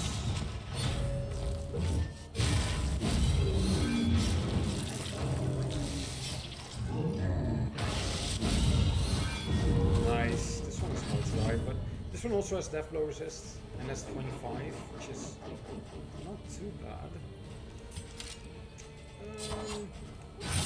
Yeah. Okay, he's on this door. Now, do I want to assume that he gets killed off? There's a 75% chance he does, but who knows, right? I am going to say yes, I am going to assume he does. Mostly because it'll take some time to kill this one. This one can heal himself from corpses, but I don't think I'll kill this one immediately. I don't necessarily need taunts. Don't let me put a combo token on this one and apply a better damage over time on him. Let's use Pirouette. You know what? Pirouette's great because they'll hit both of them, so I can still get another chance to kill him. And I did. Very nice. Pirouette is very good. Let's see. Do I want to consume that? I don't really want to. But whatever, let's do it. The combo there is much less useful because she just reduces part of their resist to damage over time, which I don't find that useful. Very nice, good stress heal for no reason, I love it. Let me reduce the stress on my Plague Doctor because this combat is almost over and I don't want to deal with forced stress on her while I'm riding over. This one dead? I don't think it has death blow resist if I recall correctly. It doesn't, so it is dead, so I can start healing. Doing some other beneficial things because I don't need This to worry wound about this at one. least has been tended to. Okay. Alright. Yeah, I'll probably take all of that. Let me see, this is a very good item, I like that. Inventory slots, that's good. Okay. The loathing whispers. And I completed a hero goal, which gives me some candles. Very nice. Now, I want to go to the creature den. Let's hope they want to go there. No, they want to go to the lair. Well, I don't want to go to the lair. Are you crazy? I'm not ready for the lair. We're going to the mini lair. Is that fine too? Nope, it's not fine. But oh well. The stress is still relatively low, so it's fine. I'll get a candle, and I can actually complete the creature den. More reliably at this stage of the game.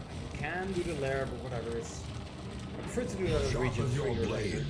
That we may properly excise our portion. Okay, they want to leave, which I don't want to do. Why do we want to leave, dudes? I want to side with her for the most part. I mean, I guess... Alright. Too bad that they're so split on that. Unlucky, but oh well. So, one ordained enemy over here. So you can tell, right? The regular ones have 14 health, this one has 20 health, which is more and all that stuff. So the first fight here is the easy one, quote unquote. Not necessarily easy, but and then the one after this will be a bit harder. I will use these, the little dark tokens if nothing else. And then set up Riposte.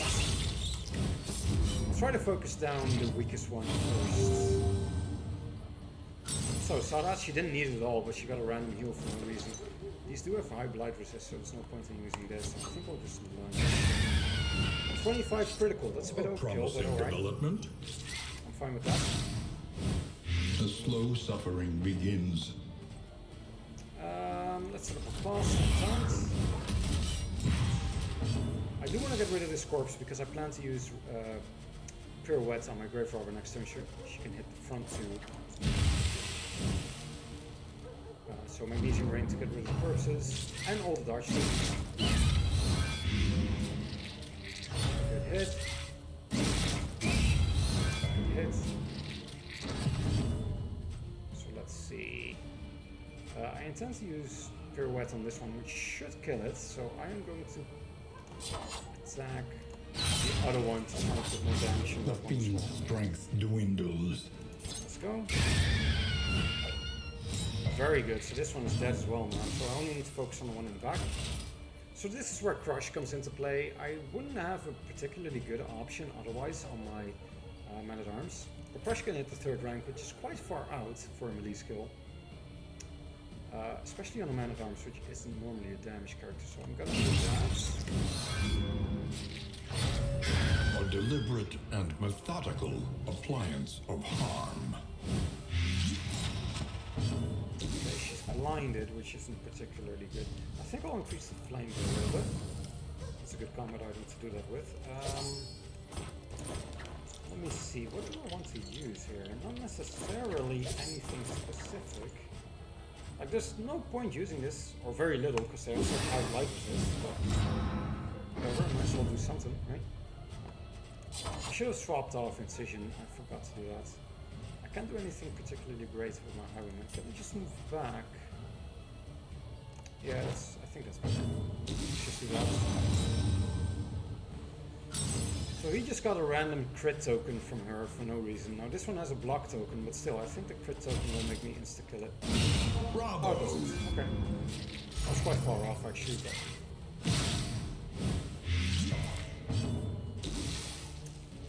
that's not good.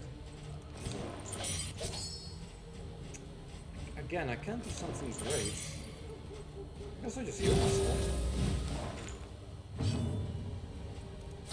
And then lunge, sure. So here's the second round. It's actually easier than the first one. Apart from the 2 ordained ones instead of the 1 ordained one, but...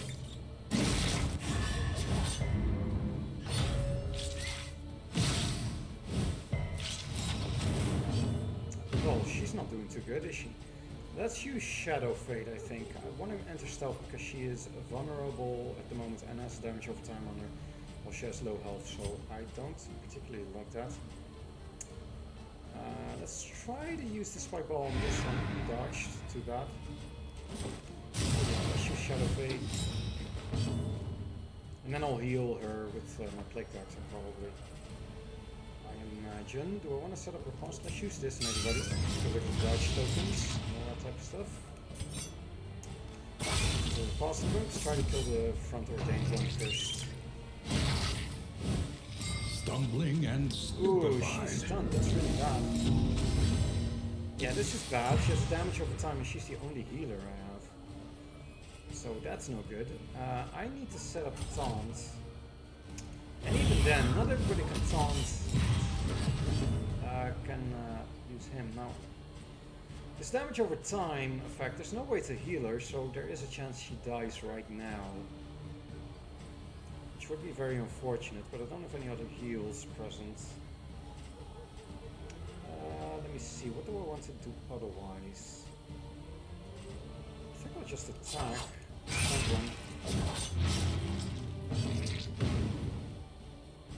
Yeah, there's no way to do anything about that. Okay, let's launch that. Okay, good. Another impediment, cleared with impunity. He didn't like that she killed someone, apparently. Which is nuts. Stumbling and stupefied. Nasty crits, also stunned. Not great. Another nasty crit. Okay, she survived death's door now.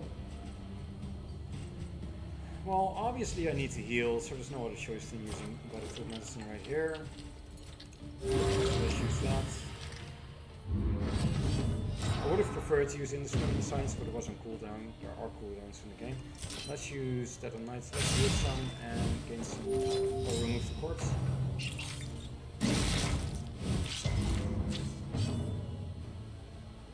Okay. Now,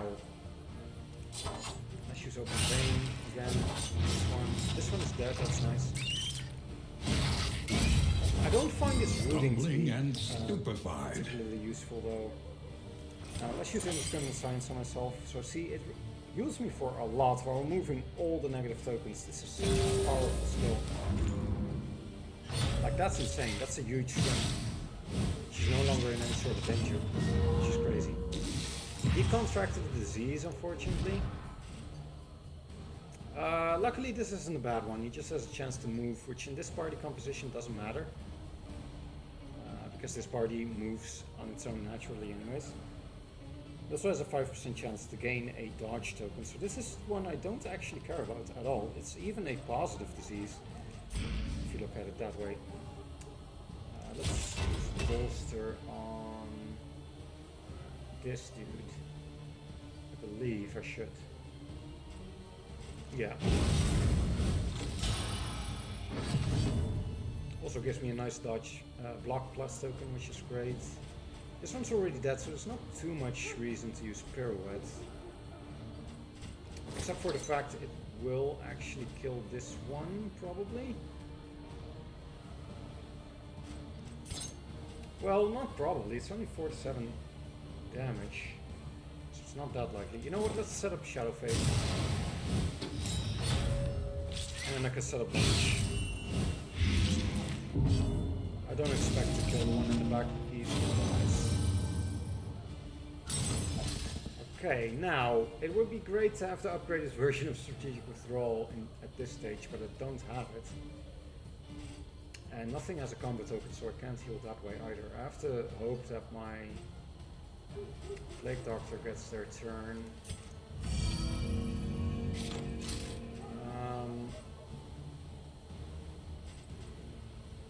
I'll still use Strategic Withdrawal though. Very nice. A trivial worriment. It was just random occurrence from a positive relationship, so that's good. Okay, my Plague Doctor does get their turn, so let's heal. Dragged back from the brink. I used that heal because I wanted to get rid of the damage over time as well. So now he's somewhat safe. Let's lunge. 14 damage, very nice. I was very close to being dead. I can't actually target it with my Highwayman though, which is unfortunate.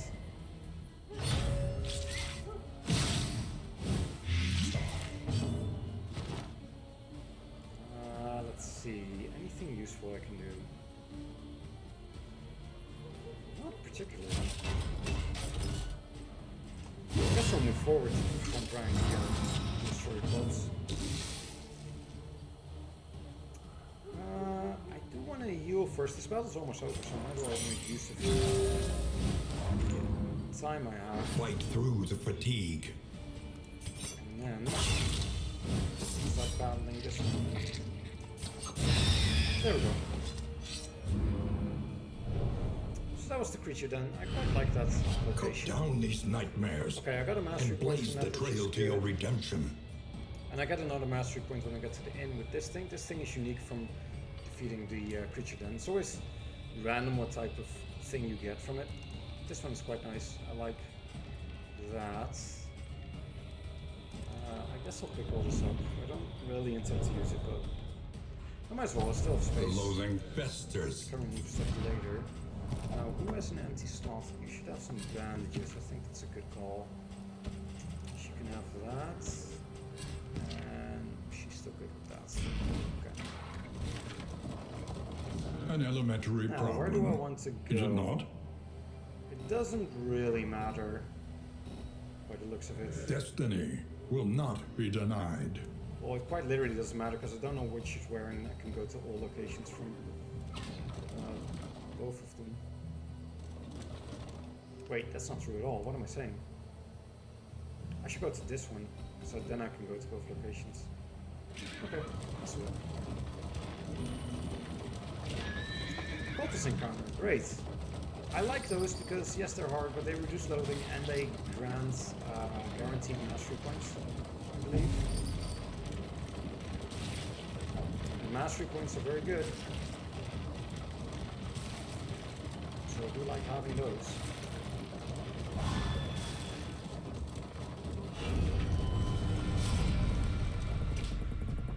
Let's see. Okay, they all agree, which is fantastic, and by far the most useful one is this one because it gives me powerful on every character.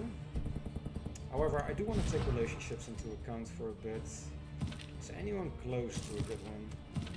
No, not really, so it doesn't really matter, so I'm going to pick this one.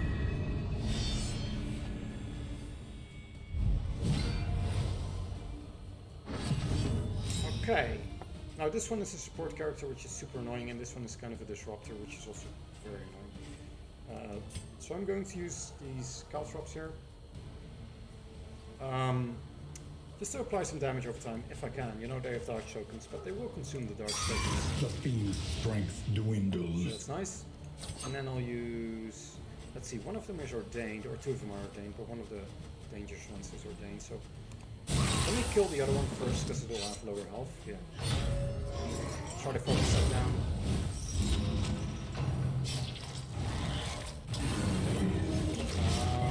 I think I'll set up a fast with... Yeah, I'll set up a fast with everybody.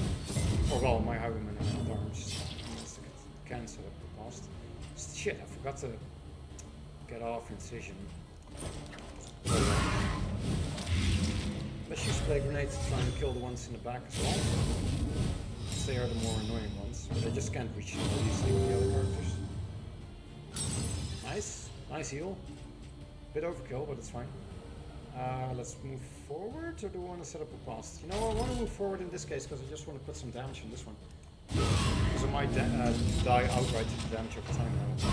A promising development. So that's a bit better than setting up a past.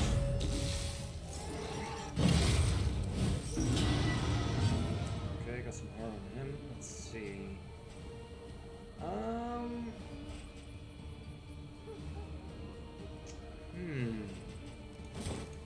set up stealth so I can go for lunge next time.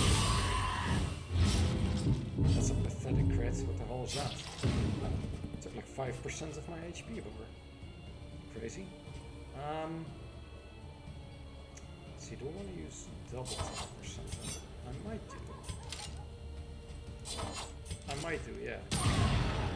Try to damage this one further. It doesn't have death blow resist, right? No, it does not. So I should focus on that one.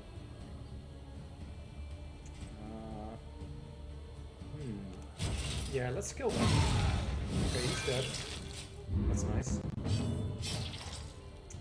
So now I can start doing some other things, such as... do I want to remove the corpse? Yeah, sure, why A deliberate and methodical appliance of harm.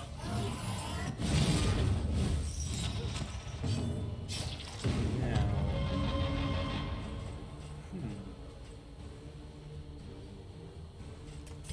I'm going for pistol shot. I want to kill the one in the back. He's quite obnoxious.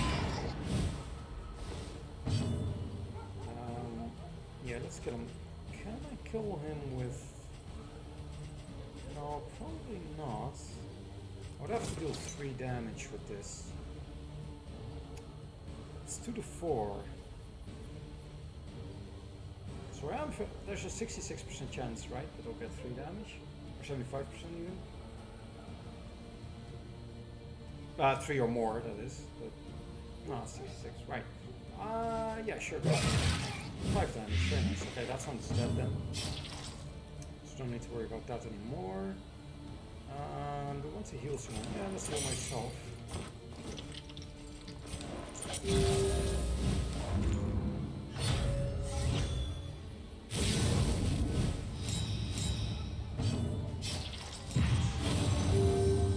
Oh, nice. Good heal. Good heal.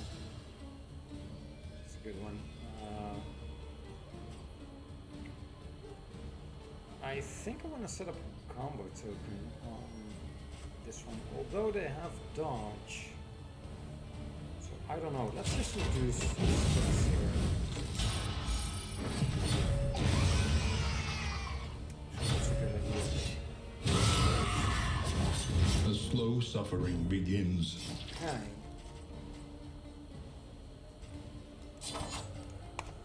Well, let's start getting this one. Should be mostly in the clear now. 17 damage, so high. Non-crit. Just wanna whack her? Not actually, because she won't actually. Let's put a combo token on that. And then the one increased flame, yeah, whatever. Sure, that's good. And then let's A small my foundation of trust. Iron Man. Let's see. What's the most damage? Well, she's technically dead. I mean, she's likely dead, I should say, not technically dead. Is there anything I want to do? Not really. I mean, I guess I could heal my Great Robber.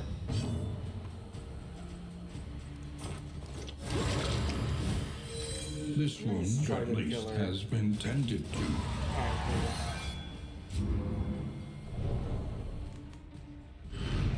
Though unpleasant in the extreme, this work is noble and necessary. interesting, but no, I will not use that on anybody. Less damage is just not worth it for more health. The loathing Not on this cast, anyway. abates. Even though the Man at Arms is a tank, he also has a cost. I don't A want to simple choice. fuck up the damage from that. At least it should be. Yeah, let's go here to the Onward, left while there because is I still don't necessarily time. need the resistance counter. Loathing is at 0, and if I go here, she'll get healed from 4 to 3 stress, which is good. So that's nice. Okay, and it's a cultist encounter. It's even better than resistance because it grants mastery points. At least it's supposed to. So this is something they changed. This little area here, where like this thick growth here, like it's. They said something like wanting to make it feel more immersive by adding these sort of sub-biomes to every single area, and I think it's really cool. Like I like it. Let's use this one.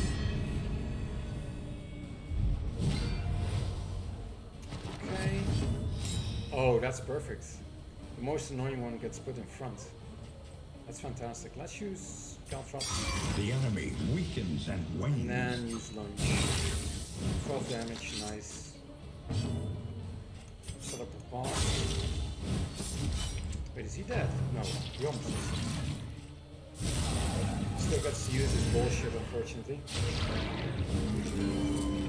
Regen on everybody and all that stuff.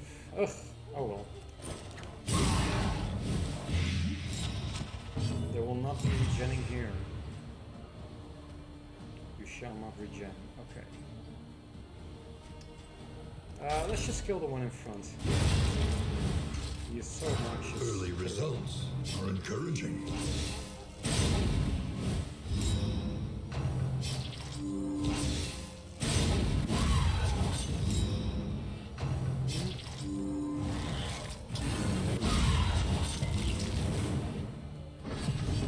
Nice crit.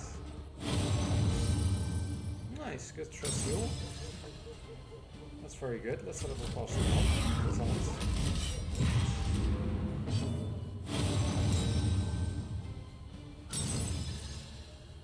Let's see, do I want to set up stealth so that I can use Pirouette next turn? Kind of would.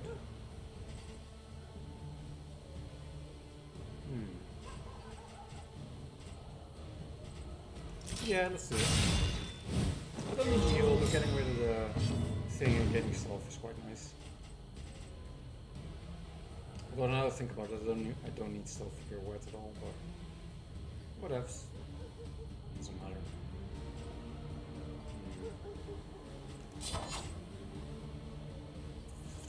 Well, let's start focusing down, I suppose.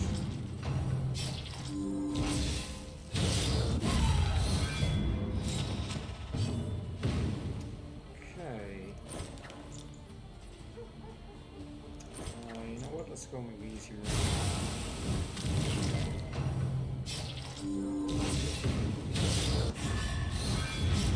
This looks a bit awkward right now. Now I come over in the off farm. I'm sure that will get addressed in some ways. Let's see, let's double tap on this one.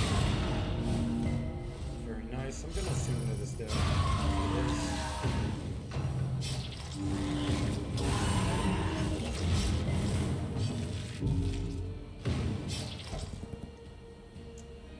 Let's see. Let's see what I can, so I should. Pirouette doesn't have a ton of value here, but I think I'll still use it. Yeah. Still 11 damage, still good. So let me just damage him so that there's a chance to reverse it.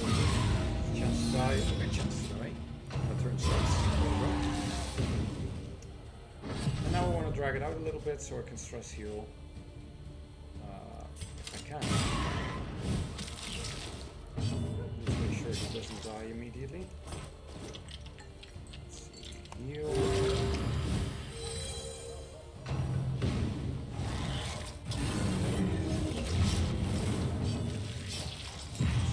And stress heal.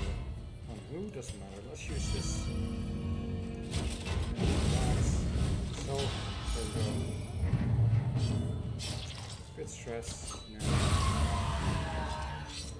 And that's done. Though unpleasant in the extreme, Oh, I didn't get mastery points. this Okay, I work guess it's is random. noble and necessary. No matter what happens. Oh, it's a Grave Robber specific token. Let's take a look at that. Trinket.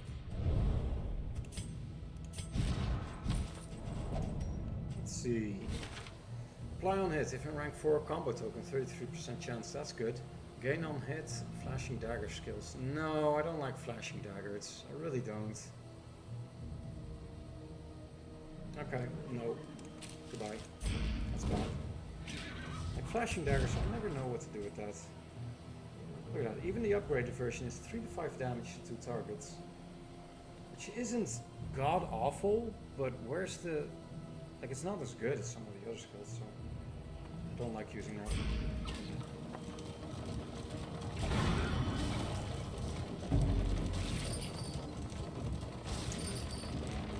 Like, the total damage isn't god awful, I should say, because it's like, 60 ton. Which, that's good, but on one target it's not good. And I prefer just taking a target First, down. they ate the rotten flesh of their animals. Then, still hungry, they turned upon themselves.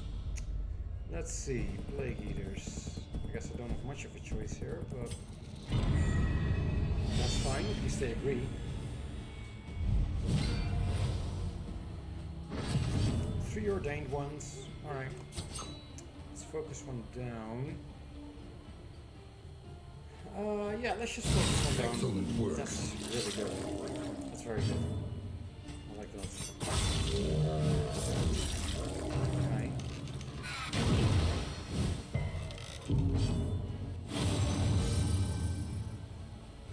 Okay, that's nice. Do we want to use... Yeah, I'll use it.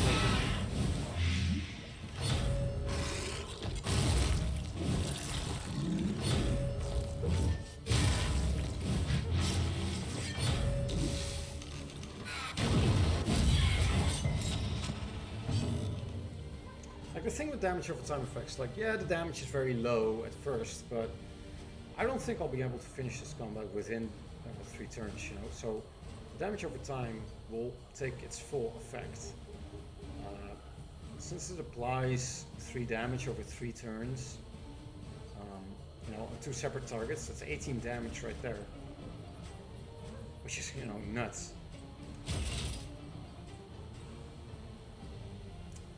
That I want to deal some damage.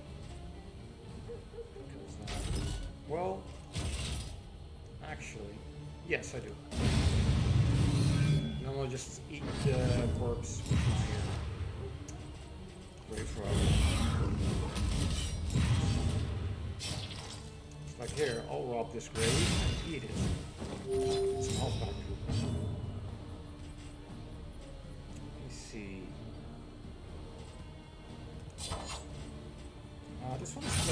dead, so let's just focus that one down now.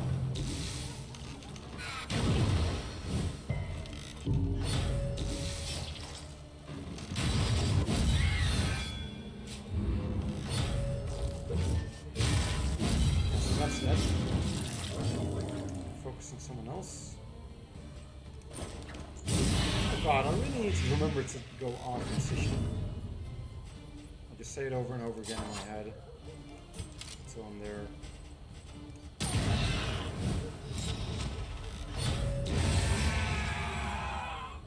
Is this one dead? Yes, this one's dead as well. So I just get to ultra murder the on a corpse that's useless. A steady subtraction, an invariable result. Just pummel him. Just use incision for the last time. He's dead. Oh, he's not dead.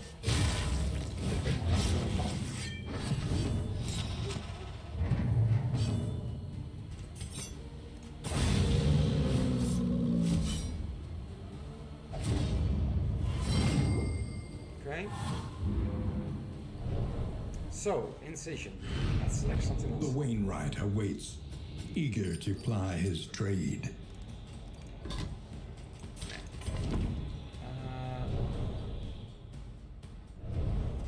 Yeah. Also, when did she get this? I didn't actually pay attention there. I must have missed this, but that's not good. What is useful? Blinding gas is extremely useful, but I prefer to use Plague Grenade in those situations anyways. I think I might just use Noxious Blast.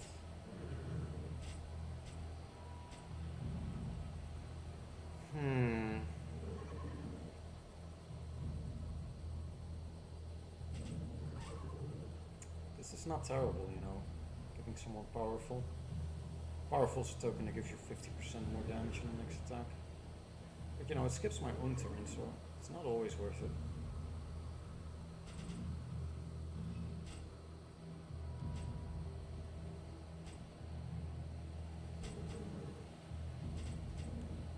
Let's just go Noxious Blast.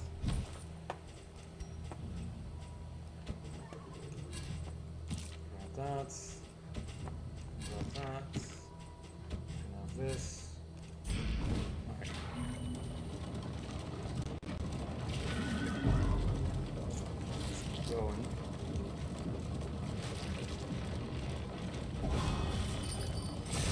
Okay, road battle here. I'm not even sure if I've had any road battles so far, but the way those work is they're usually less difficult based on the composition of the enemies, and also you have 5 rounds to clear them. If you don't clear them within 5 rounds, the battle auto ends and you don't get any loot from it. Let's focus down the second one because it's not ordained, so it should go down faster.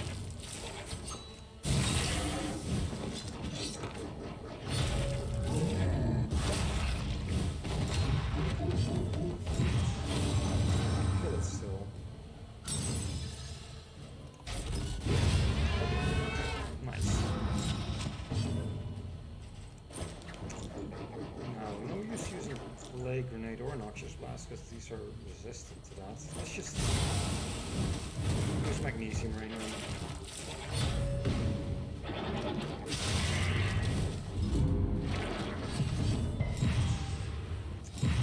Okay.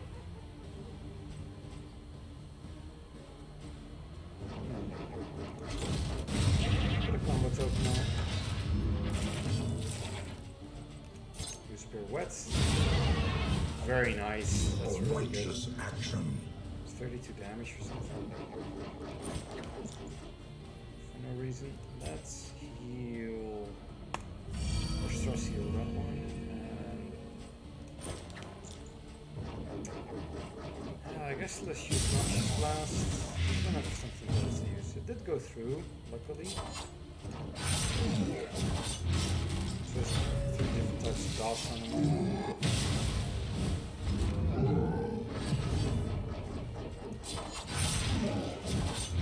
The fiend's strength dwindles. It's not doing too hot. Can I heal anyone? I should probably heal someone. Relief comes rarely in these times. Savor it. Can I move forward all the way?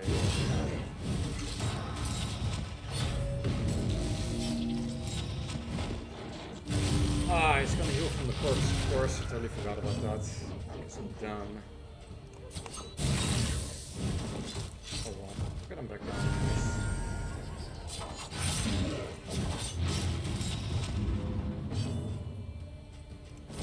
Okay. He's probably dead, but it's not extremely likely.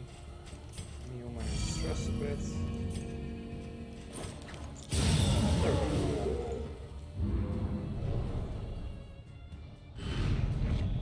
Amidst the spoils, an artifact of unparalleled I don't power. care. I don't care about that. It's just not good enough. It's like, yeah, it's good to be resistant to stuff, but it's not better than having trinkets that do more damage or something like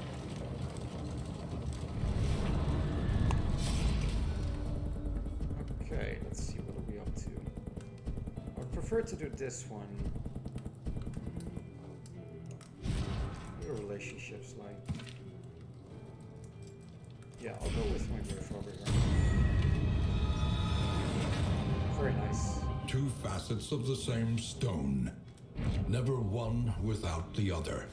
Very good, some bread, which is excellent. I'm full on stuff. Your I'm gonna coach take the is other laden. things. Let me see. You can carry no Get more. rid of this, because I don't like it. Anything else I can get rid of? This isn't necessary. When deliberation is exhausted, Let's see. trust your instincts. What was the goal again from this? Win 4 plus rogue battles. I've only had one. Whoops. Can I even get 4 more? No. I cannot. I can get 1, 2 more. Well, I need 3 more. Well, not 4, but still, I can't do it. Oh well. Who cares? I don't feel particularly strongly about any certain direction. So where do they want to go? Mostly want to go to the Hoarder. I mean, the Hoarder's so boring. I don't see myself buying anything there.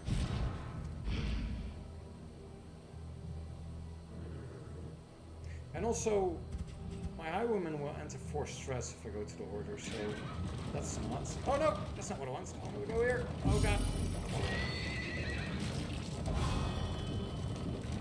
Well, I wanted to go the other way. But the controls are not amazing for the thing.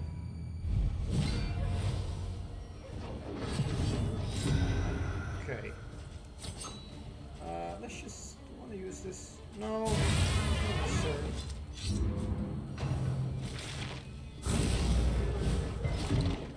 Looked like 54 damage for a second there. But of course it would not be. Let's lower my stress. Set up cost. Now I need to use Magnesium Rain because I don't want him to eat the corpse.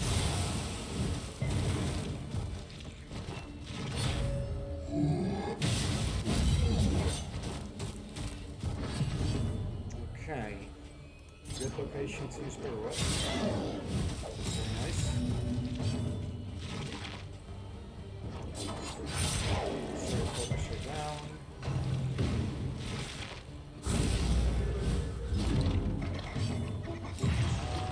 Let's just set up a cross.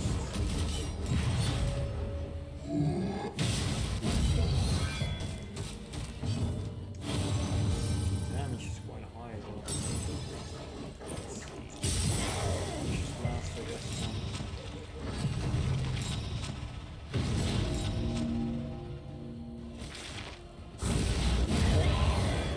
Nice, she's A dead. righteous action. I kill the other one. Let's use her stress first. Nice random stress reduction. A master Good stroke. crit. So crits also increase the duration of damage over time effects by 2 turns, which is fantastic. I'll heal my other arms, I think, actually. Yeah.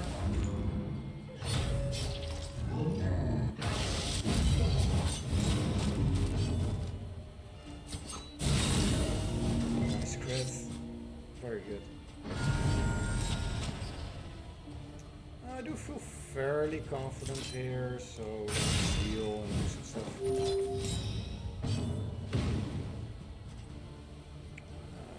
Well, whatever.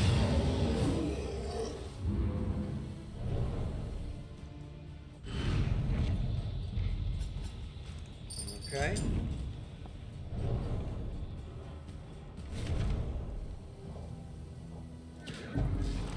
Forward, there's sometimes a bit of a delay after combat before you can ride again, which is weird.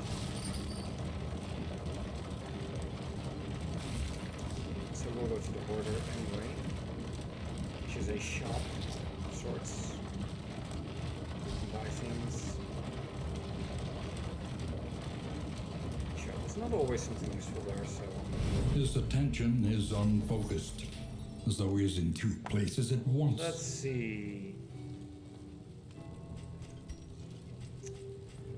oh, this is good though. I'll take that. Any good trinkets? More damage, less speed. No. Not feeling that. This one is a very good trinket, but I can't afford it. This is a good one. But... I don't know if I want to spend 80 relics on that though. That is a lot. No, that's a bit too much because I want to get rid of some of these negative quirks when I can. If there's a field hospital nearby. In fact, I'm not willing to spend anything on any place. No. Myriad options require careful deliberation. It doesn't matter where I go, because I don't really want to go to the assistance candidate. I'll just go straight. Oh, it's an assistance candidate. Oh well.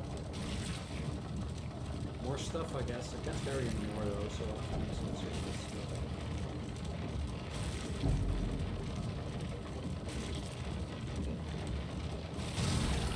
Road battle first. Unyielding enemies, that means more death blow resist, which is interesting. This one is the only one that has death blow resist, but you will have more of it.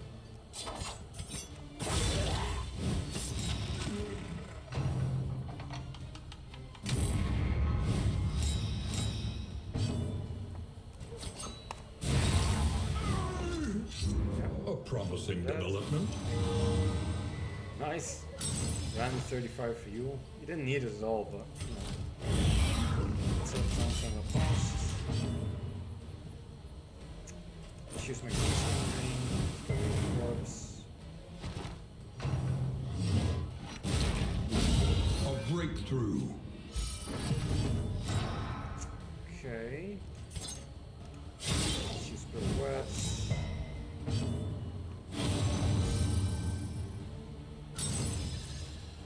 That's cute.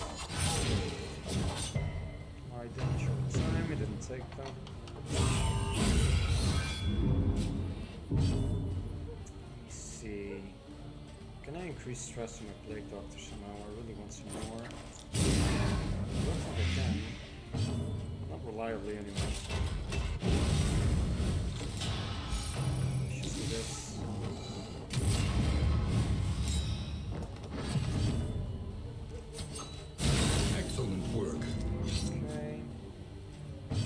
Now I can assume this guy is dead because he has a 58% chance to survive the next hit.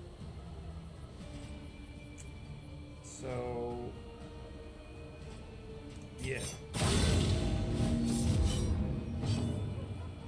Yeah, he has a pretty good chance to survive that. Let me see.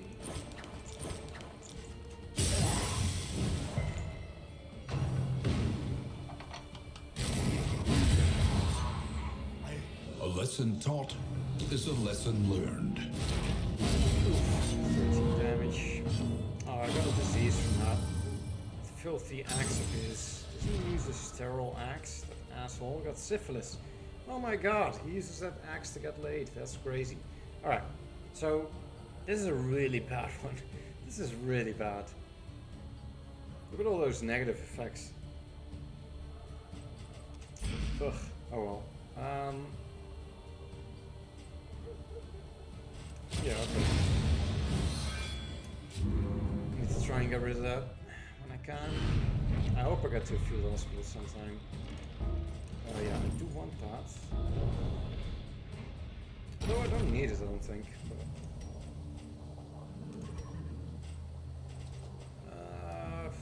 let's just get rid of this, I guess.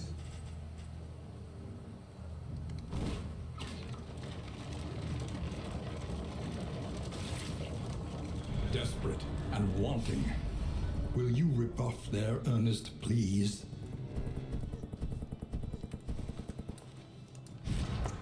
What are these relationships like? They're already good.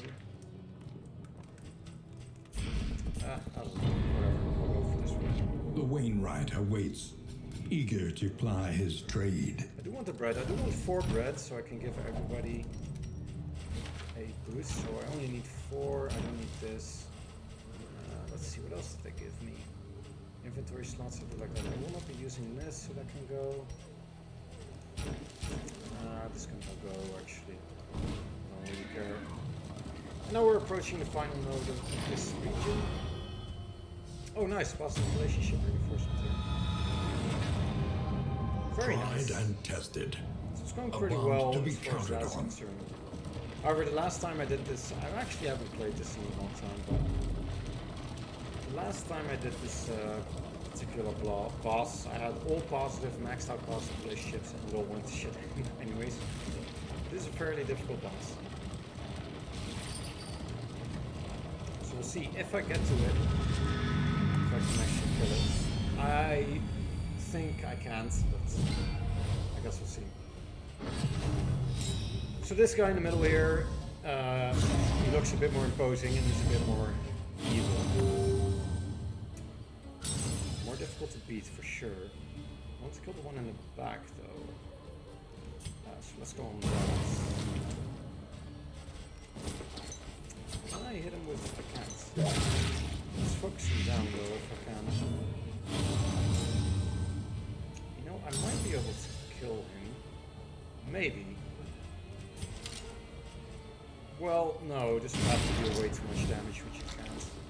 I guess it has to be crits or something. But yeah, I don't want the supporty ones to be alive while this big one is alive as well, because that sucks. So it's easier to kill the supporting one than it is to kill the last one. I can't hit this one, unfortunately. Remember I said Crush is good because it can hit the first 3 ranks. It's like this guy is so big he takes up 2 ranks by himself, so that's why I can't hit the one in the back right now. Let's set up Taunt. Yeah, and also let's use this on him. And that's it. Now let's use the Grenade for sure. Malaise. Is it dead? It is dead. Measured and steady. It may have been dead before, actually. I need to check. Okay, let's start hacking away at everyone else. I kind of want to get one more stress before I heal. I think I'm better off just using... What am I going to do? I'm going to try a combo token here, so I can set up a good time for my... I'll use Open Vein, get some higher damage over time than that. That's nice. And do I want to get rid of the corpse? Not really, there's no reason to. I'm not at low health. Let's use Lunge, that was very low damage for Lunge. I guess he has he has 50% less damage from these skills. Which is not great. Let's use Noxious Grenade actually, because Noxious deals more damage over time than Plague does. Except it only hits one target, but... Okay, he got vulnerable, that's nice.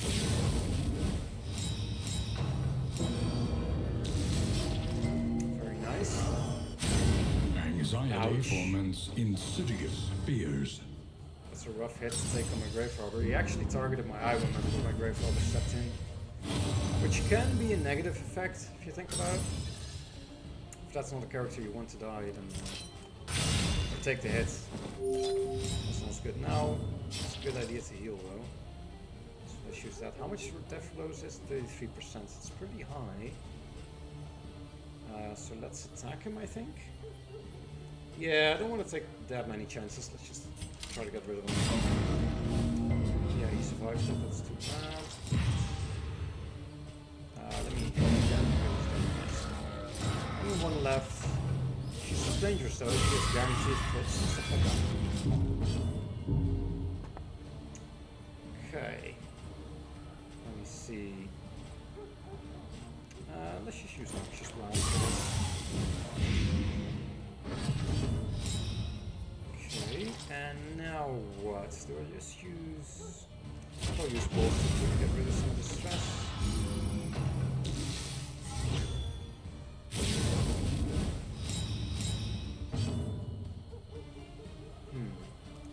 Let's use Spirit Wet. Set up costs. I prefer to wait a turn with killing her. I can't kill her now anymore anyways, but I would like her to get a crit on my Man-at-Arms or Plague Doctor so they increase stress. Because you know, increasing stress is extremely important for some reason.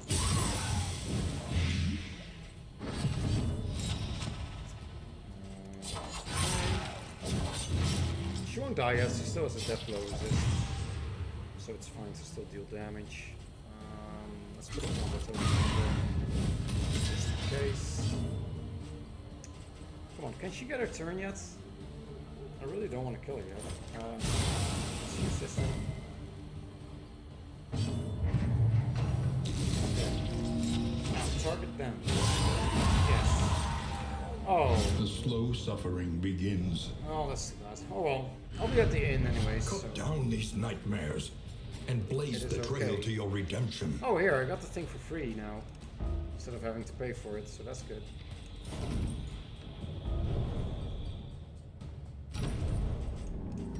Let me see, let's just get rid of this then, and... I don't need these. Let's see, will I use the Flapjacks one? No. I mean, it was kind of dumb that I did that, because Flapjacks are very useful, but... whatever, I have limited space, so let's make some choices. At last, respite within reach. Flapjacks are a healing item if I recall correctly. It would actually have been better to take that. Whatever. So we're at the end, let's see what the event is.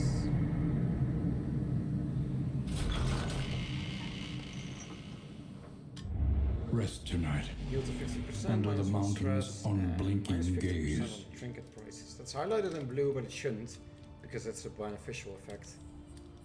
That should be yellow, but whatever. Let's see. Okay, Hypochondria, that's not good. Pyromania, that's bad. That's very bad, actually. Okay. Head injury, that's really terrible.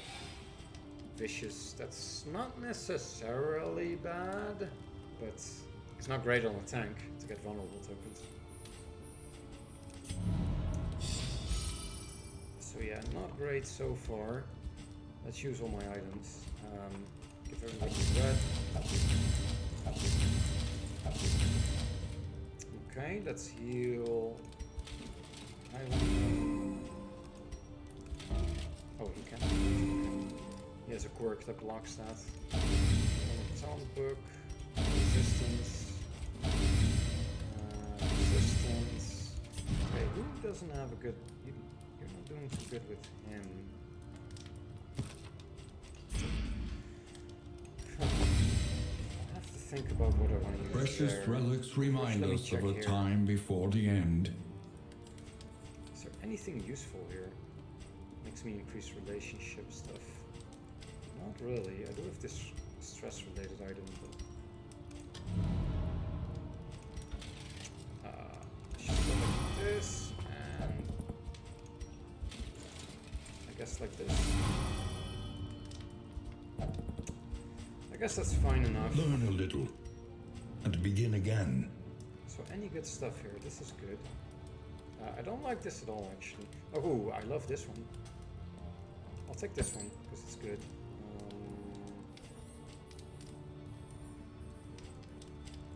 Maybe I want another one of this. I might as well pick it up. Okay. Can I give this to him? Yeah, I can. So what this does is it increases your resistance to stress gain, and it increases your death blow resist, which is insane. Like, it's really good. Love using that.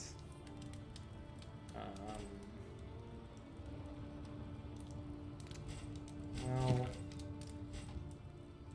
I guess I'll give this to him.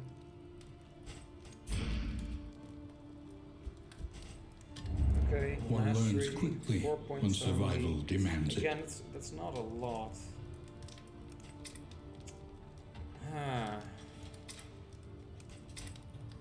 want to make open vein better. I do. It's a good skill. And obviously I like using riposte, but I might skip that. I want pirouette to be better. Quite badly.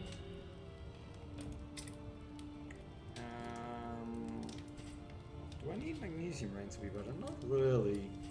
It's not necessarily the damage over time that I like about it.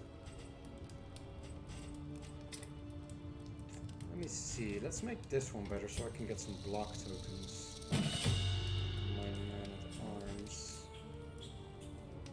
And do I want to hold the line? I want strategic withdrawal actually. Let's go for that. That'll come in clutch at some point. Planning and mindfulness, Okay, let's as vital to put survival these as more sharp inventory as space steel. and random -1 stress of each location. Rain, Okay, so I can fire, go to the and sluice, but rot. I don't Is think there I no will. sanctuary from this madness? It's not a particularly fun area. There's basically no... Like, the sluice is weird, because there's no modifiers and stuff like that, and no reward. But I do think you get more loot from it or something like that. You know what, maybe I should go there just to show what it is like, but I do want to go somewhere where there is a hospital. Whatever, let's go to the sluice. Abandoned waterways. Home now to far worse than rats. Yeah, let's go. I think I'm good.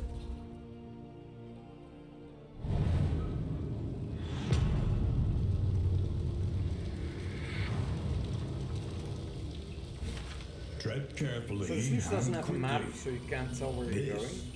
is swine country. And it doesn't really have the usual locations like hospitals and stuff like that. They're not present on the map, so as far as I'm aware anyway. I may have missed that. Whatever. I'll make another cut here and continue later. So you see that right now. And we're off. So Up ahead, the seat of our regrettable research. So I like the idea of the sluice, but I don't find it super interesting right now. A place of research and inquiry. Because it's still the same. I A feel like it's monument supposed to to a be a once different area that's prestigious a career. bit more, I guess, maybe not more challenging, but more, like there's less decision making going on because you can't tell where you're going. But yeah, and I do want to leave here because I hate these sort of academic studies. You know what? I'll show what this does for once. Let me just see who I want to agree with most. I don't want to disagree with her because the relationship is at risk then. So I'll go for this. The academic study, there always is a gamble. It might have positive effects, but in my experience so far, I've played this game a lot. It's overwhelmingly negative. So I lose 10 flame here, that's bad. I will gain a trinket, that's good. And then I have a chance of either getting a positive or a negative quirk. And I don't know what that chance is. Based on my experience, it seems 80% negative quirk, 20% positive quirk. But I don't know if that's true. It might be 50-50. I might have gotten a bad roll. Who knows? And then there's a chance to get either stress reduction or stress increase. Again, based on my experience, it's been overwhelmingly bad. But we'll see what happens here. Might get a good lucky roll here. Okay, so I resisted. I would have gotten a disease, but I resisted that instead of a quirk, and then I got some stress reduction, so that's something. That's interesting. I've never used this combat item before, I believe. That's nice. That's good. It applies 2 dots at the same time. That seems very good, actually. That seems very good. I should equip that on somebody. If not on everybody, that seems like a really good item. Your collection can wait. Huh. Press onward. Yeah, very good. Okay, so we got a choice here. Do we want a cache or a resistance encounter? A cache is just straight up loot with no requirement other than that. I do want to do the resistance encounter though, because I want to reduce loathing as soon as I can. And this might reward mastery. So I'll go for that.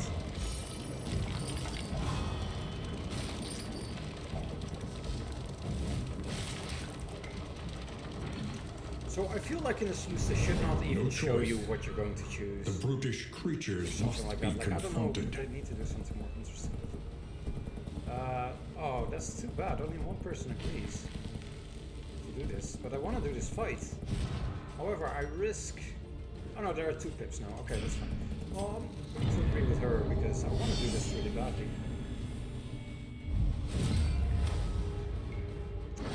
Use this. Also, does someone not have something against wine or something? No. Oh well. Too bad. Must have been another one. Let me see. Let's set up a pause, shall we? Or I could get rid of his block tokens. You know what? I'll do that. Get rid of his block tokens. That's nice. And then do I want to use this on him? He's a fairly beefy boy. And these two in the back, like, I love these. The design is these is so great. Like, they have certain animations where they like these little, I don't know, it's probably not supposed to be that, but it looks like a little dance move where they just show their tongue, and it's just funny. I guess I want to focus on them.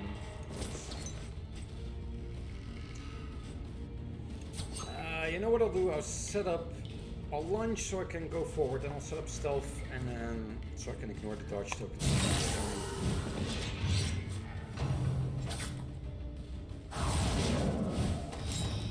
There, that one. It's just so stupid.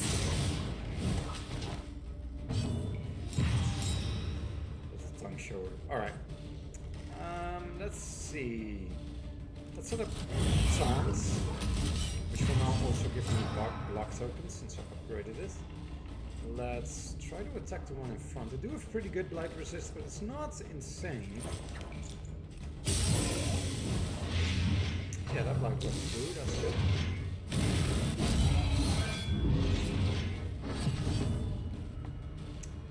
Let's see now. I can set up stealth or just deal damage. I think I'll set up stealth. I'm not too worried in this fight so far, so let's set up Blast on him. Oh, we got a disease, that's not good. I think, right? Yeah. Yeah, that's not great, but oh well. I think he had a different disease before. Did it replace that disease? Pretty sure he had a different disease before, so it got replaced, I think. I want to crush.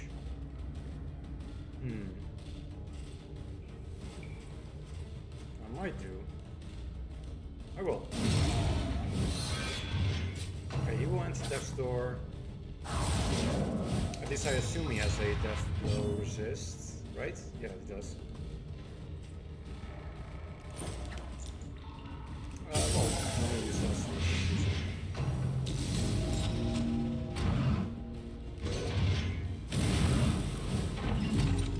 Okay. Now, let's hit the one in the back. I'm not too worried about the big boy in front anymore.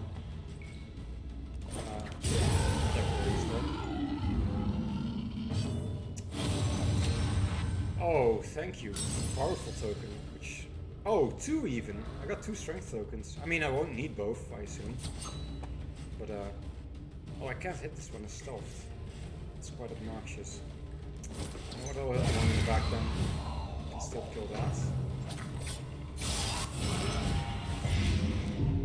Nice.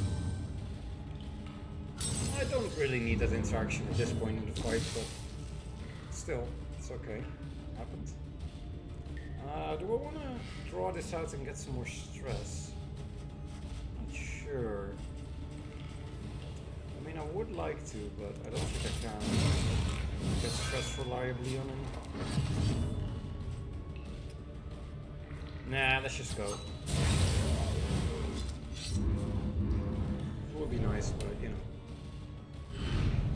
The Wainwright awaits, eager to ply his trade. Yeah, I don't know if this is more loot or the same loot. I'm not sure what it's supposed to be. Oh, I like that trinket. I kind of want to put that on my man-at-arms. The loathing whispers. Getting more would be nice. Maybe I can replace this. It doesn't seem too good. Like, taunt tokens are nice, but I can taunt with him anyway, and I intend to use that a lot, so... Let's just use this instead. Getting more healing is quite nice in the tank. For what I assume are obvious reasons. There you go, battle here. Nice! All the little guys. I want to use one of them to use the move. I like so much. Let's use pirouettes.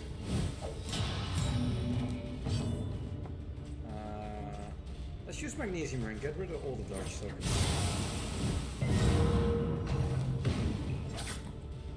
Here, go use it. Look at this. There! I love that.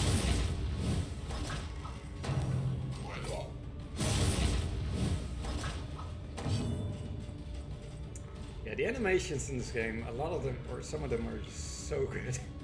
I really like them. That's bullshit. Oh wait, maybe it did matter who. What's that do again, specifically? Oh no, weakness and vulnerable. Okay, no one was that, so it doesn't matter. Let's just kill this one. Should be dead. Oh no, he was just a damage over time. That's not great. Let's set up another fast then. A promising development.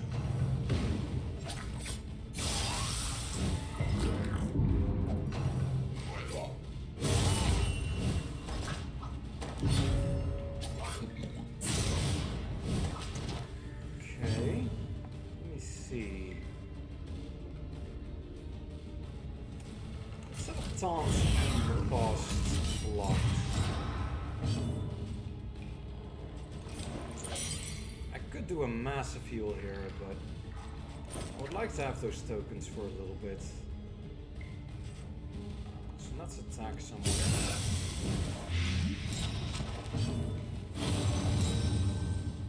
Oh nice, good token. I don't think I'll need that, but...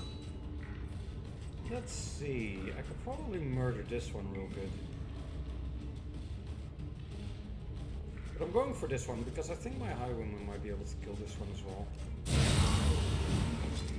Whereas my Grave Robber at this stage, with this specific setup, deals more damage than my Highwayman does.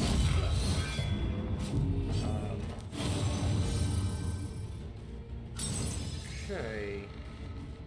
I think get one of the corpses out of the way. So I can easily get rid of the next one.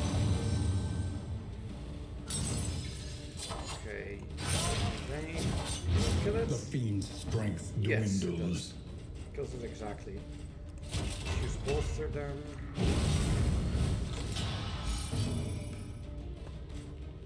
And start hitting the one in the back. I don't want to heal my guy now. No, you know what? Let's hit the one in the back first.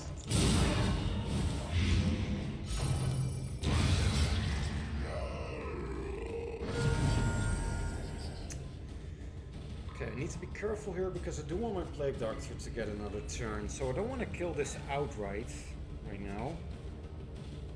Which means I think I'll go Shadowfade.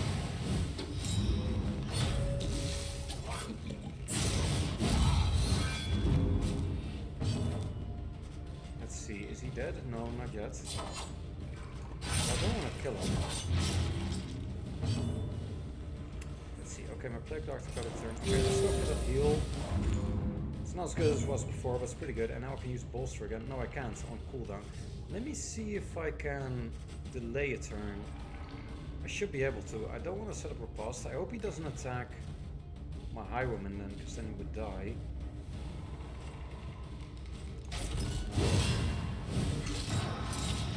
Let's try to delay. It is weirdly a very good idea to delay. Let's move my Highwayman all the way to the back so he's less likely to be targeted. Because he does have... Oh no, it doesn't have Riposte anymore.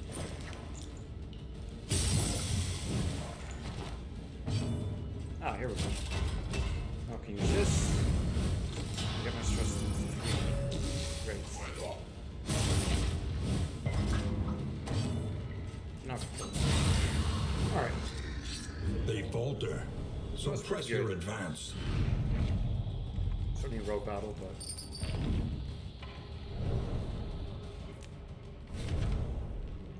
Okay, let's keep moving. Great delay again.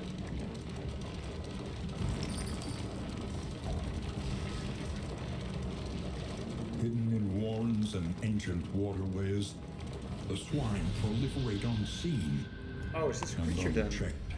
Cool. I really want to do that. I really want to do this one because that gives me speed and powerful. She wants to leave though. What is their relationship like? Ah, it's fine. They'll be alright.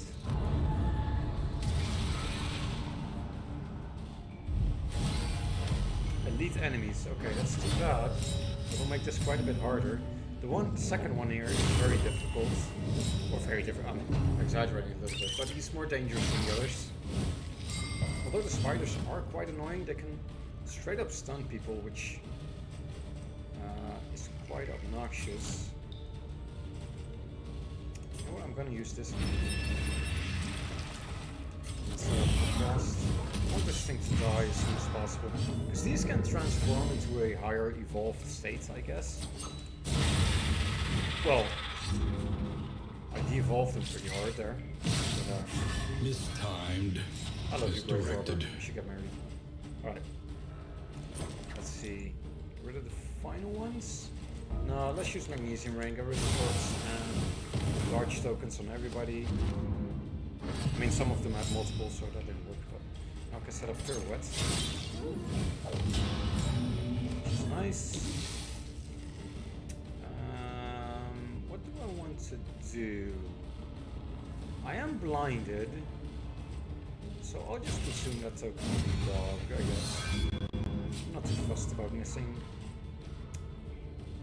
Noxious Blast. Maybe I should just heal my Highwayman. Or Man at Arms. Yeah, I think I'll go for that. Full heal, that's worth it. Let's see if I can kill the dog. If I can. A petty hindrance.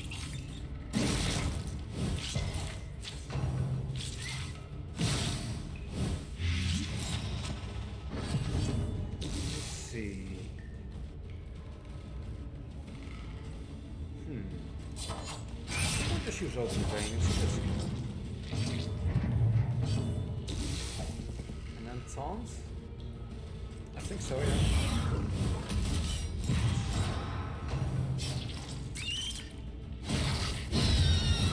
Nice. I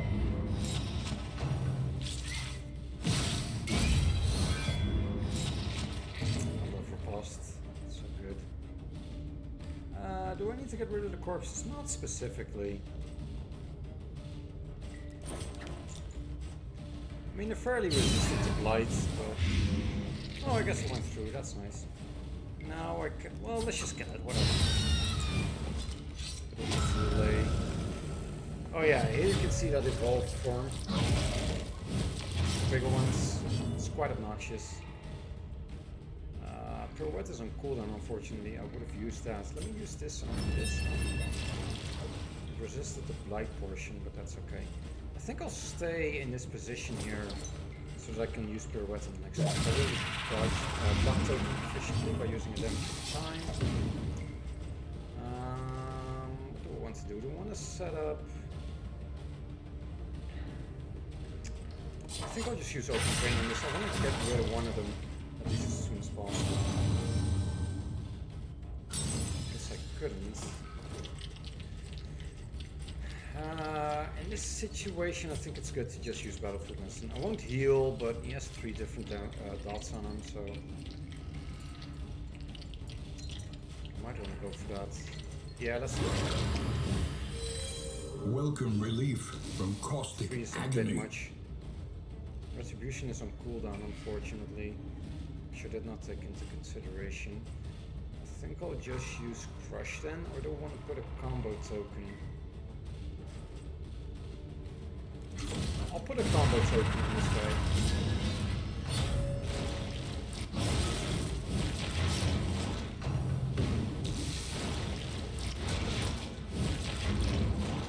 Ah, you missed, cunt. A brilliant Nice. conclusion. Really good. Just a random hit. Fantastic. That might even mean that she can kill both of these. Although this one has a death blow resist now. Evolved version does have that. I'll go for something up. Setting up the cost. I could heal myself, but I think I'll let the Plague Doctor do that.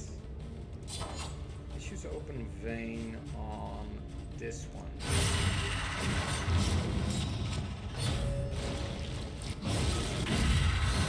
The slow suffering begins. Okay, let's use Pirouette. Okay, I am just gonna act as if this one is dead.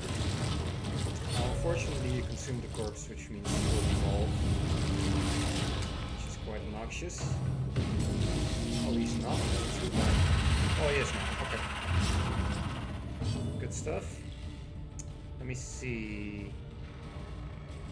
I'll use Magnesium right now. It does not get rid of the block tokens, unfortunately, because it doesn't do any damage, so it doesn't consume it. Why can I only use this? Oh, that's interesting. Hold on, let me look at that. Where is that? Pyromaniac. Gain on hit. I assume that means if I get hit. No, I think that means if I hit someone, I have a 5% chance to set myself on fire. But I also have a 5% chance to set the other one on fire. And at round start, I have a 5% chance to get a fire bomb that I have to use. I'm not so sure this is a fully negative trait. I mean, the game has more of this type of stuff where something... a negative quirk can have a positive effect as well. And the same is true with positive ones, but this seems good. I'll use that. Oh, I can take my turn though. So that consumes my turn. Firebomb, that's less useful then. Although the firebomb is not a bad ability. This road cannot be That's walked good crit heal, alone. I love it. I think I'll set up a boss though. Right? Yeah.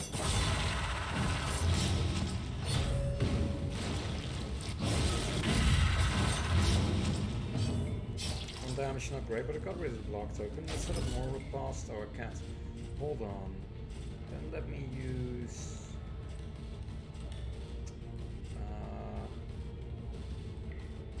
I'm gonna use this from anywhere, right? Yeah. Let me put a combo token on this one. Fight through the fatigue. Why do I keep getting speed tokens? What is that?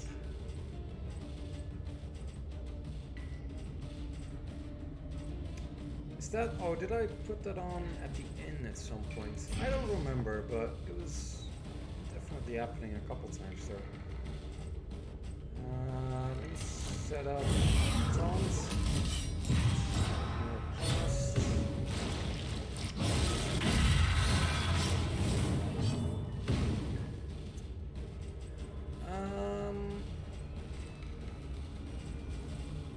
So I am going for the one in the back because I want to use what's it called? Open Vein for my Highwayman to trigger this combo token. Now, the skill I'm intending to use, Lunge, will not trigger the combo token, so it's not like I consume it by doing this, but I feel comfortable in the damage spread when I do it this way. My Highwayman will do a lot of damage to this. That's very good. So they'll get their turn earlier, I suppose, but they'll also die earlier in my estimation, so sorry that. Let me heal. Do I want to use that heal or this heal? I think I'll use this heal actually. This wound, at least, has been tended to.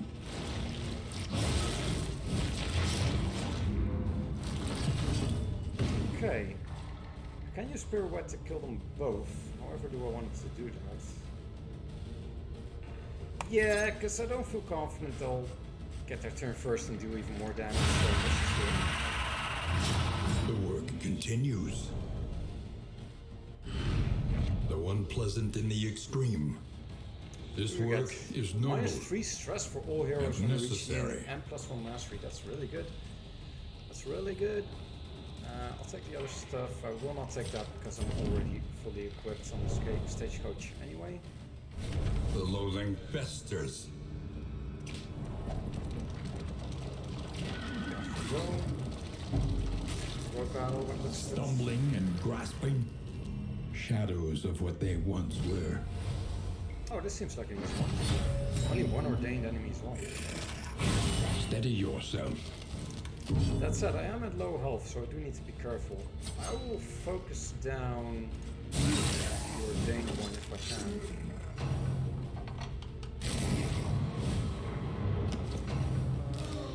Let's see. Interesting.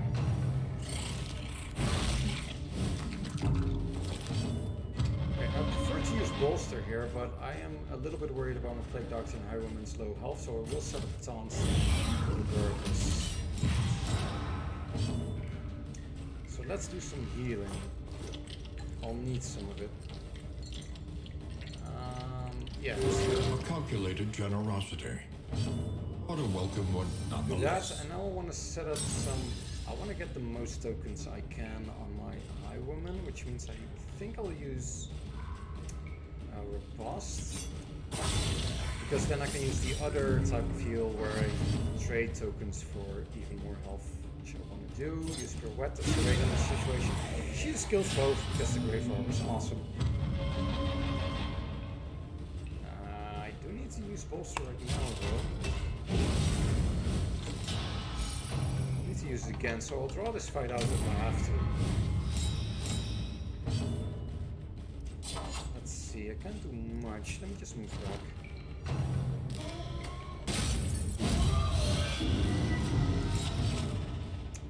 Let's see, can I use this now? I can. And let's use it. So now he's at a good level of health. Because I only need to worry about my Plague Doctor's now, so I'll try to heal her as well. I think I'll use. No, I'll use this. The I'll try work to keep the last one continues. alive as I heal myself out of position. Yeah, too bad. Let's just move back then.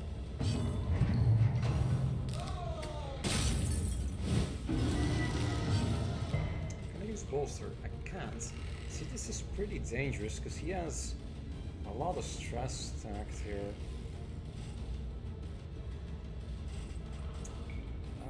I don't necessarily want to taunt up as well, because I don't want Riposte, and I don't want to be the target actually with this high stress. Let's just attack one of these corpses for no reason, other than to just pass the turn. And then let me just heal. I'm trying to drag this out a little bit so I can use Bolster and heals. Do I want to hit her with anything? No, this might kill her. Technically. Like it can crit as well. Let's just get rid of another corpse, I guess.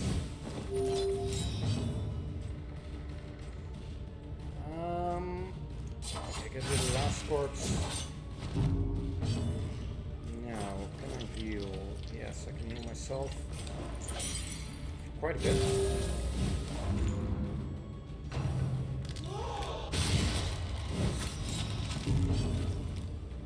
Oof, he's so close to getting a mental breakdown. He's too close to getting a mental breakdown. Preferably I would wait again, but I can't. No, I can't. Can't. I mean, she's gonna die when she gets her turn, so now I'm just gonna wait to see if my man-at-arms will get his turn before her. I imagine he won't because he only has 2 speed and she has... where's her speed at? Also 2, I believe. Isn't she? Am I looking over it? I must be. Oh, there it is. It says 2. Why does it not say 2? Observe the subject carefully, and you will discover its weaknesses. Anyway, she also has 2 speed, so it's kind of a toss-up who gets the turn first. So let me just move around and wait to see what happens. Oh, she gets first. Oh, too bad. Oh, I wouldn't have been able to use bolster anyway. I'm being stupid. She was on cooldown. But okay, I hope nothing bad happens now. The man-at-arms is in a bit of a bad position here. Do I not have any useful combat abilities? Maybe not really. Well, I can use something here, but nothing to help the stress with. That's bad. This could go bad. Like, I'm in very good shape otherwise. Like, I'm good on my equipment and all that type of stuff. Though it brings no satisfaction.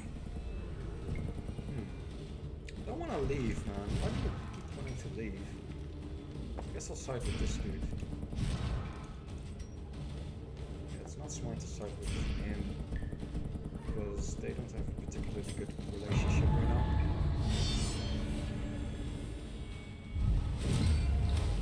Okay. Okay, I randomly got 1 stress for no reason. Is there a reason? Might be a reason. Steady yourself. What was that? Oh, here. At combat start, if there's animals, 1 stress. Yeah, so this dude is not doing great in this environment. I will not use taunt in this entire fight because I don't want to get more shit, and I'll use stress heal as soon as I can. It's actually dangerous. I guess I'll have to finish this as soon as I can. Let's use this on him. I want to get rid of the dodge token. Mistimed. Dodge, but that's fine. Misdirected. Use that. And set up riposte, probably the wisest move. Good damage though.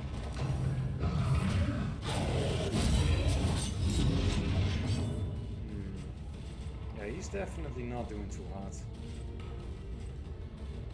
Let's see. Unfortunately, I can't do anything with it. The Plague Doctor used to have a really good stress heal when the game launched and a little while after. Or well, it was really bad after the first change they did where you can only heal after 5 or more stress, but eventually you just took it out entirely. But there's a thing. I don't want to kill the one in front though. Can I? I might be able to. Oh, I did straight up. That's nice. Okay, less dudes. Let's see. Don't want to use that. Let's put a combo token. Big guy. And let me see. Do I want to heal her? No, she can eat the corpse, I guess. However, I don't really want to use anything else, so no, let's heal her instead.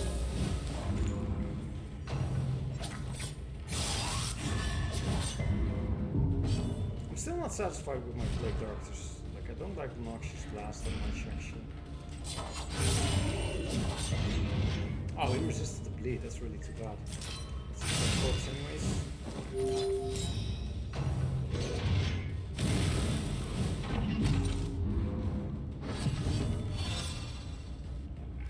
Bolster, for sure. Okay, it's looking a little bit better, but it's still a bit dicey as far as stress is concerned.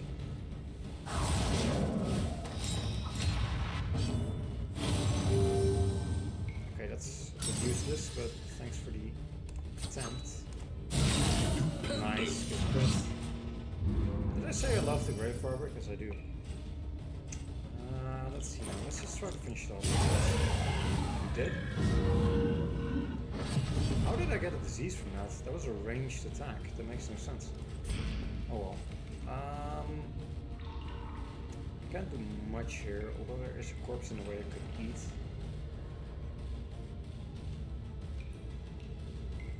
I guess I could go for that. You know, I could also... Thrown Dagger is not a bad skill. Maybe I could switch to that.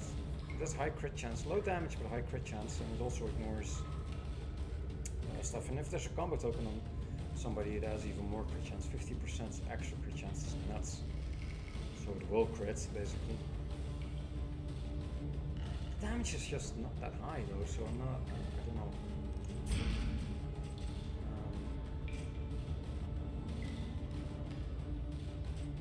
Anyway, no, that's upset. I want to break through any possible large token he might generate.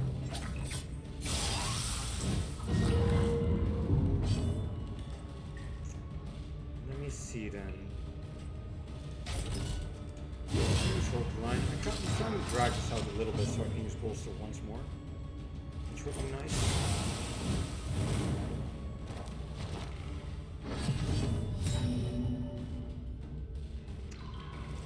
Let's just use this. I don't want to kill him out right now. There we go. Oh, fuck you. Alright, let's try to wait it out one more round. If I can. Oh, that might kill him actually. No, it doesn't. Okay. You can kill somebody, I guess.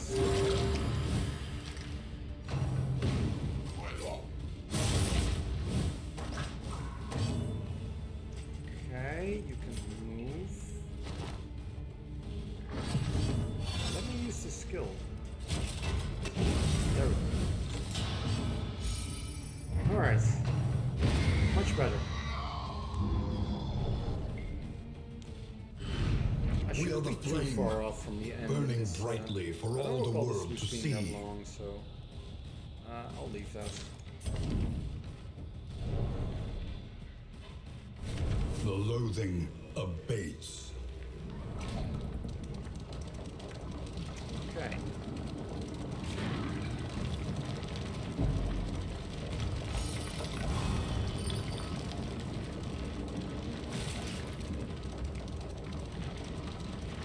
Road battle.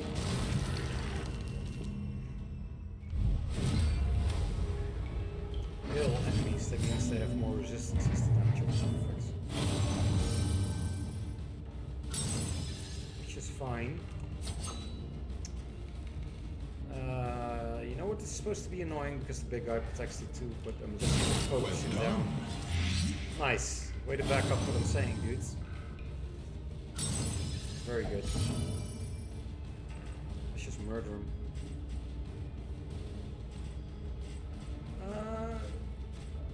Yeah.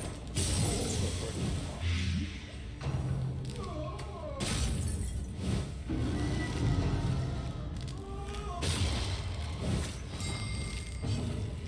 Okay.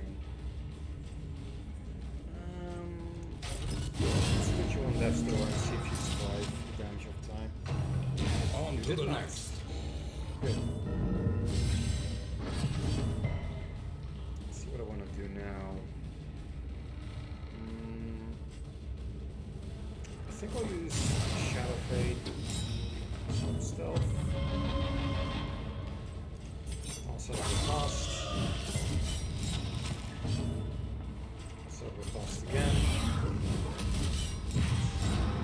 As well as taunt. There. A simple variable, easily resolved. Now I'll use Magnesium Expert of Corpses. And I'll use Lunge. I do want to use Bolster first though. So if I don't go, no, heal. A calculated unexpected first. generosity, but a welcome one nonetheless. This doesn't deal too much damage, so I can use it safely. I really want to use Bolster first. Ah, shit. I wasn't expecting that Messy. to kill him. But effective. Kill her. Yeah, I got a mastery point, nice. What, that was a trinket, right? Oh no, it wasn't.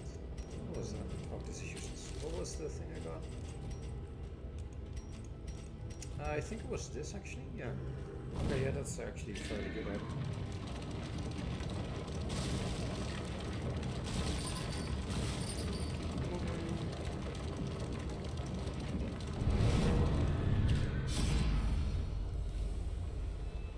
Swine. Yes, swine.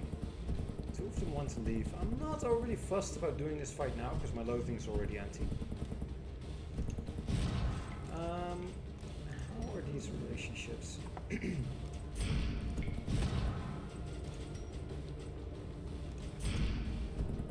I don't want to pay relics to leave though.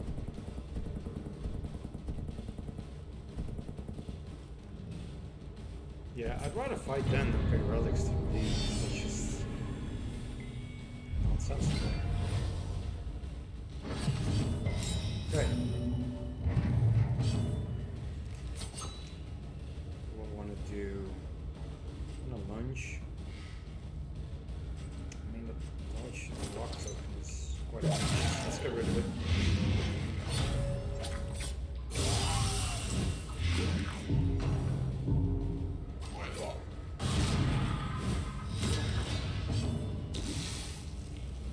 Okay, let's set up taunt.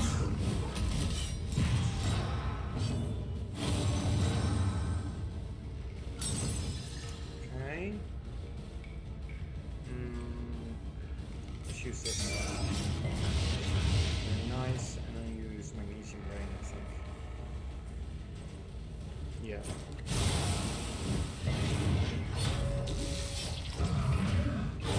Steady yourself.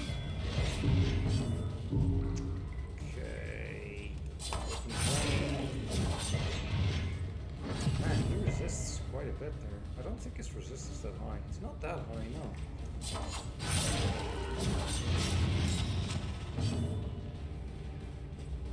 Where did you get the vulnerable token from? That is not from Open Vein, is it? No. Is that from...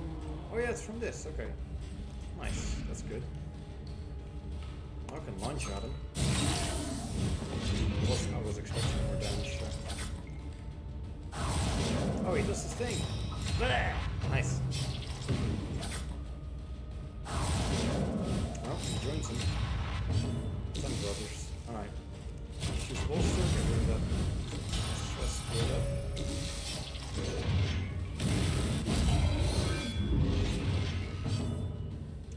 Okay.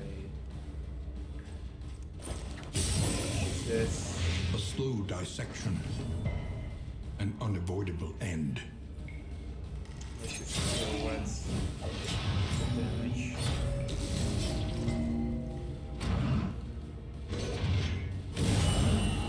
Ow! The fuck? Yeah, we're not okay with that. Persistence will overcome even the greatest of threats. Okay.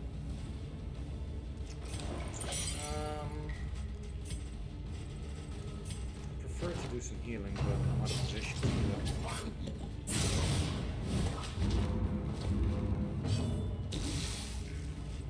Alright. Let me see. I think I'll take the heat on my tank. That's what it's for. So I can use some turns to heal the other people. They are quite low in their health. There is comfort in company. Stress. Very good. Can heal like that, but let me heal my man-at-arms first. Yes, I know you needed that, but By the way, funny story about that interaction right there where he says I needed that. A simple variable. In this situation, that makes sense. Easily resolved. He did need that. I had a different plan that makes more sense, but whatever, he did need that, that's true. But sometimes when they're at full health and someone else is about to die on death's door and you heal the one on death's door, they still say, I needed that, which makes no sense. It's really annoying.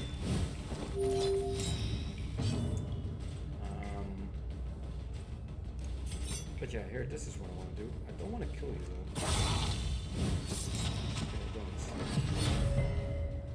I don't. I want to use the good heal. Nice, that was a good one. I'm just gonna attack the corpse because I don't want to fight the end until end yet.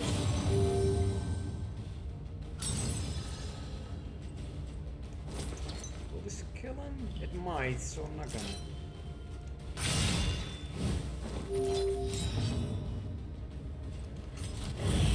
Let's just set up taunts and all that stuff. There we go. A small foundation of trust. Pretty good heal.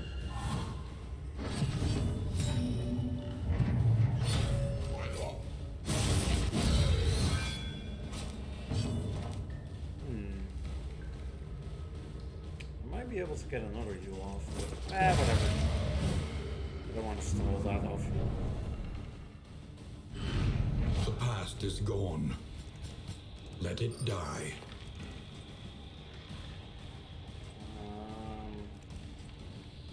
Yeah, I don't need this. Ooh, I like that. That's a good trinket.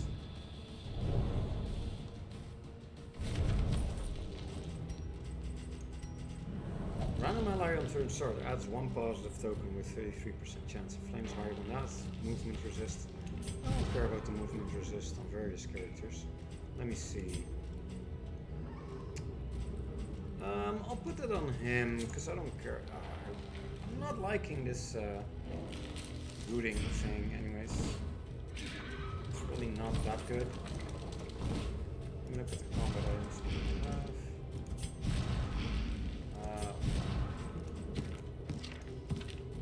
Okay, I have space for a combat item here. Let's use this one.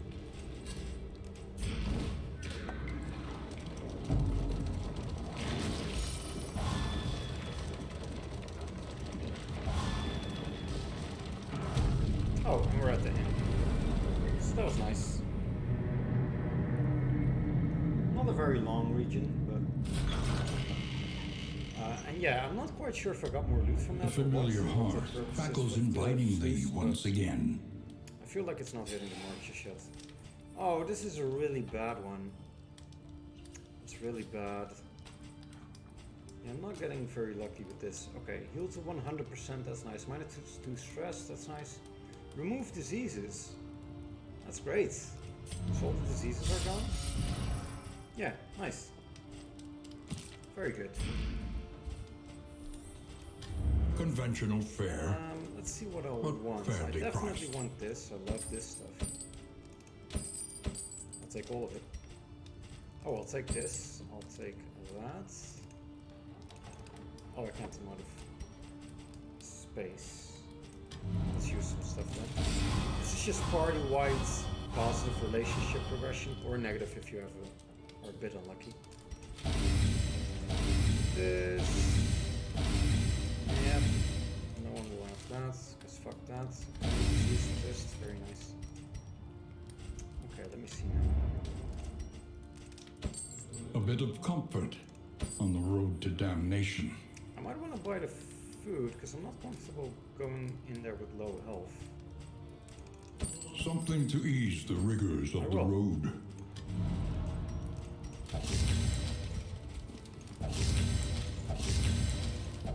That's one person. Now, who had a good relationship, or almost good? Wait, he's not good with anyone, that's not good.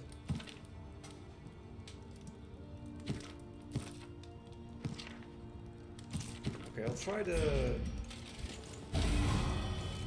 have them get a good relationship.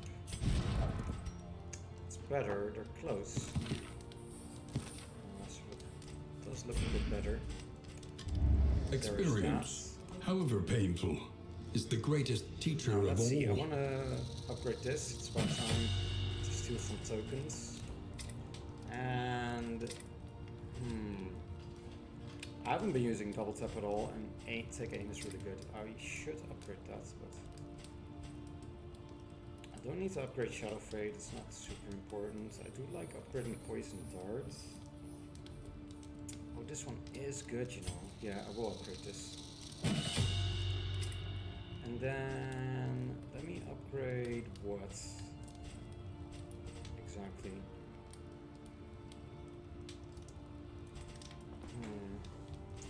I don't know. I'm not liking the Plague Doctor's skill setup at the moment.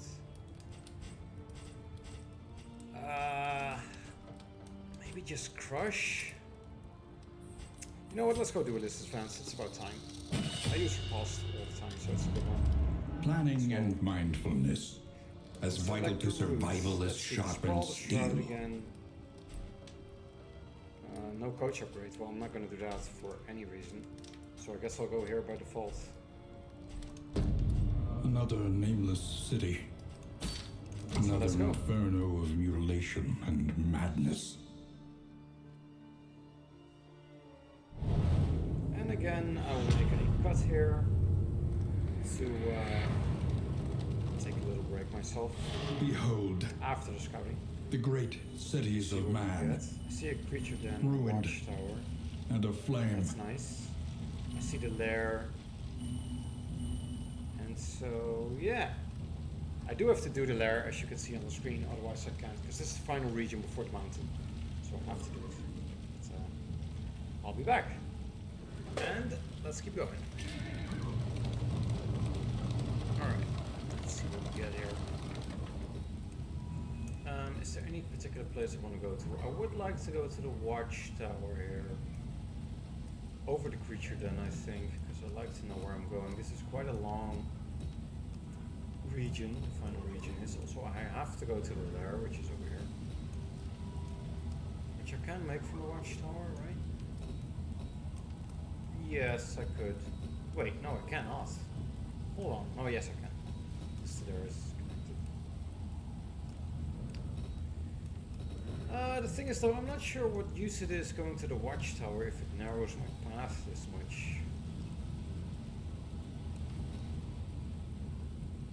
That said, I don't want to go to the creature den because I need as much of my energy as possible for the watchtower.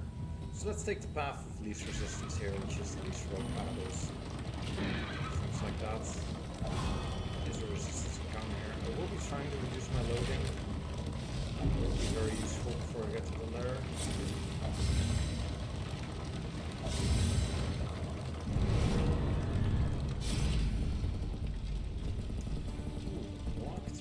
Very interesting. Oh yeah, let's go with that then. That's a really good start to combat. Block tokens are vulnerable tokens from the enemies. Frenzied, so more damage. Oh well. All of them are ordained, which is not surprising this far into the game. Or into the run. Start focusing down. Alright Let then. us hope to finish this quickly. Nice. Guess I didn't need to ask.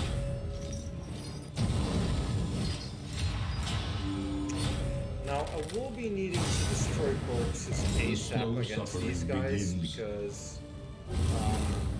they're very good at using corpses to gain health. However, I don't want this guy to reach the front.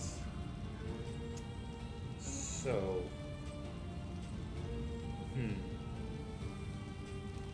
Okay, let's have chance and cost.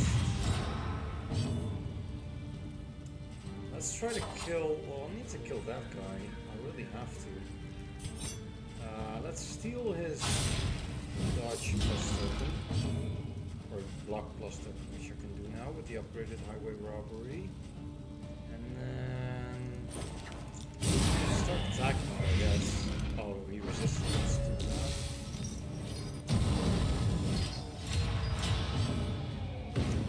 Okay.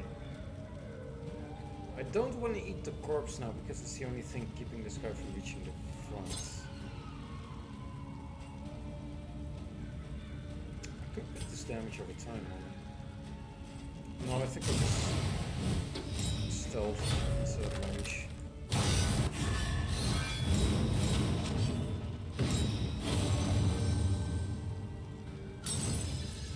Okay.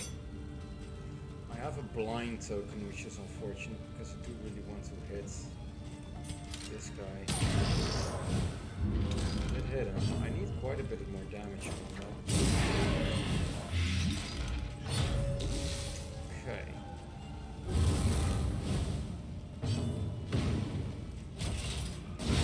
Nice.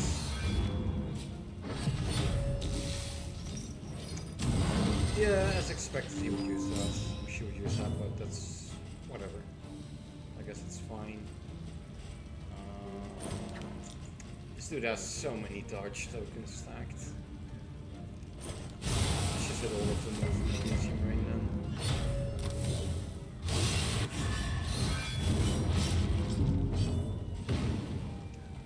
Alright. Let's get rid of some of these tokens. Take them for yourself. That's nice. Now, what do I want to do? Let's just set up taunt and bust.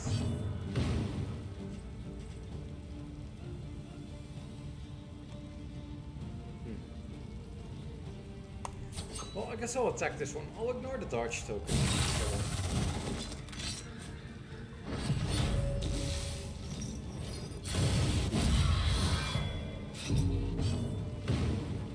Let's just pirouette. Too badly dodge, but that's okay.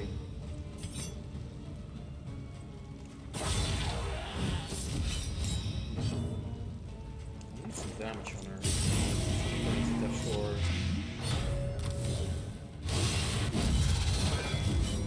Have a Death's Door? I forget. No, he does not. Okay. Let me see. I'm in need of some healing.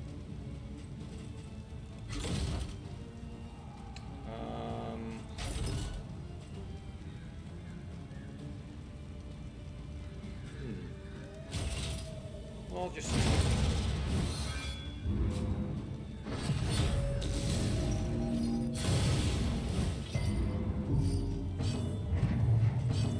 Stall a little bit so that I can heal my widow hair.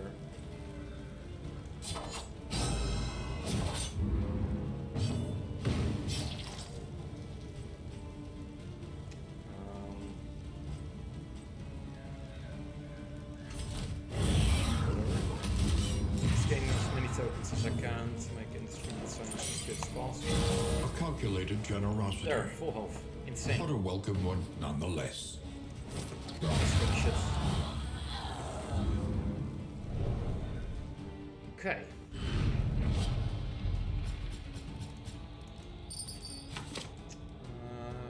Yeah, it's fine. If speed is less than 2... What? Oh, that's not good for anyone here. Oh yeah, it's so bad. Loathing whispers. There. Armor combat items. Does everyone have one? Yeah. Alright.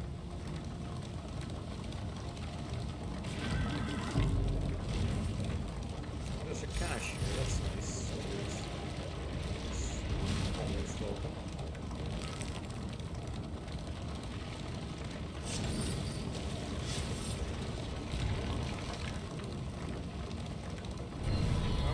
Let's see what it has. An impressive haul. Put it to good use. Red is nice.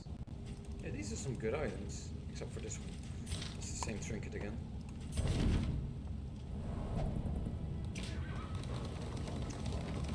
Let's see, do I want to go Watchtower, or do I just want to speed through here?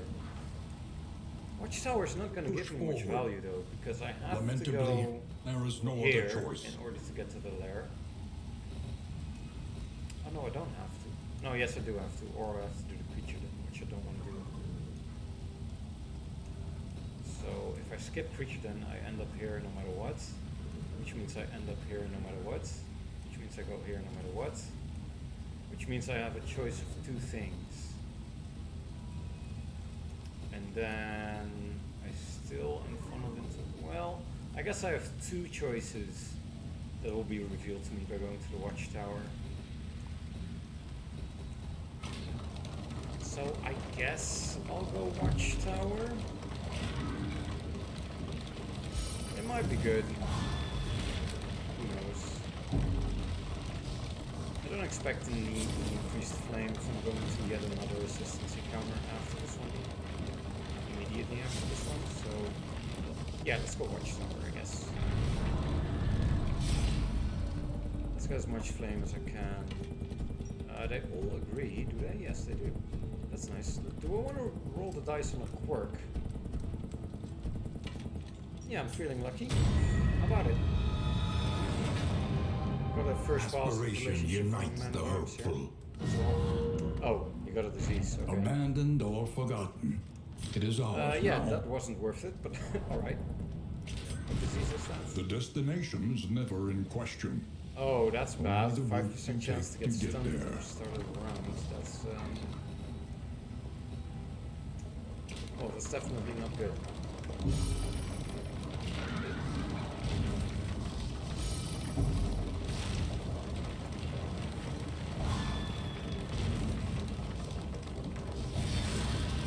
Alright. Some road combat. Let's see what we get.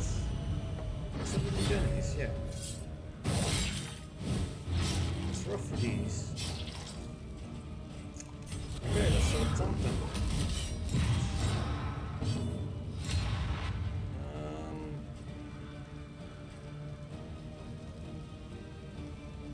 Let's try to focus them down as soon as I can. Malaise. Trouble ordained. They might be Measured trouble. and steady. Nice. I should say that more often, I feel like. Because my grave robber's always bringing the game, which she does. When I say that, hold on. Do I want to remove the corpse? I think I do. Yeah, let's go.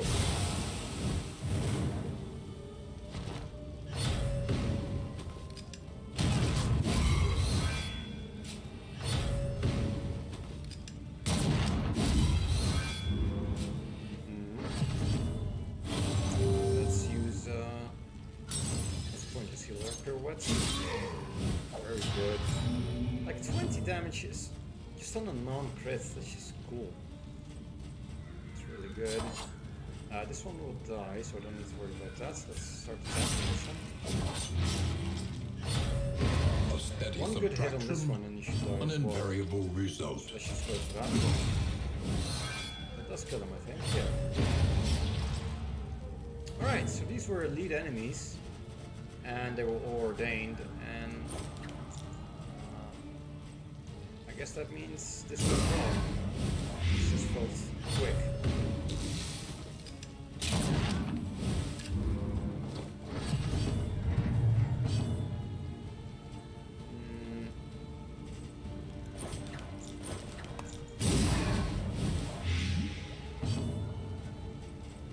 I would like to get some more stress on these two, but I don't think this one has the capability to do that reliably. So, oh well. So just finish it.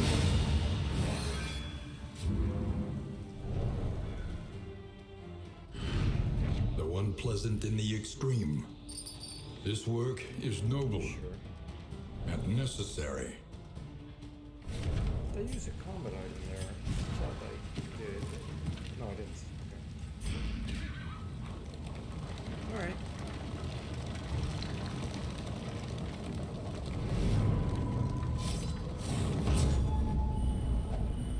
Okay. So we scouted that. Too bad I'll miss the shrine. I'd like to go there, but I don't think I can, right? I have to do Lair, which is over here. Can I go there? No. I'm already cut off from that. Okay, too bad. Let me look at my combat items, see what I want to use on the boss. This particular boss, I forget what he does, to be honest. So I might fill the run here because it's not good to not know what a boss is about. This one doesn't even Chaos look must burner be type met of- with unwavering Like he has resolve. some boards and shit in front of him, right? Or am I thinking the Darkest Temple? I don't remember. I think this one burns books, but I guess we'll find out. Let's see. Leave, fight, leave. I prefer to fight if at all possible. I want to reduce loathing even more. I can, it's fine.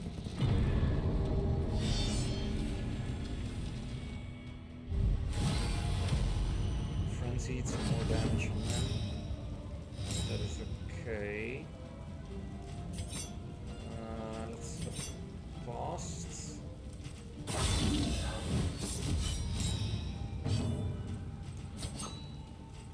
I need to focus the one in the back though. Let's go for it. The fiend's strength dwindles. Set up another riposte? Yes.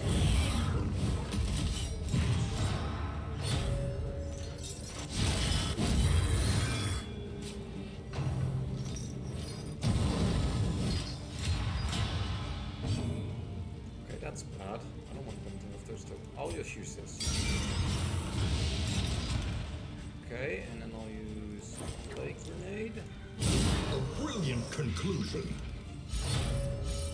Oh, this thing is technically dead. Okay, so that's good. I don't need to worry about him anymore. Unless he gets healed, but I am dangerously going to assume he will not be healed. Which means I'll focus one of these down. Let's see. Try to light this one. Nice. Let's try to kill it outright, actually. Not filled, but he is dead still. That's just this one. Very nice. Oh, balls. Yeah. Yeah. That was dumb of me. Let's do something about it. Let's go.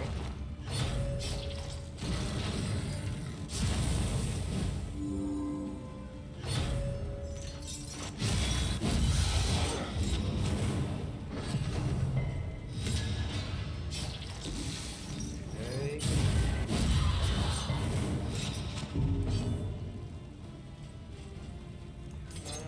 Perfect opportunity for Excellent work. oh, so much damage. It's so good. I actually am. Oh, you weren't talking to me, probably. Let me just kill. Yeah. Yeah.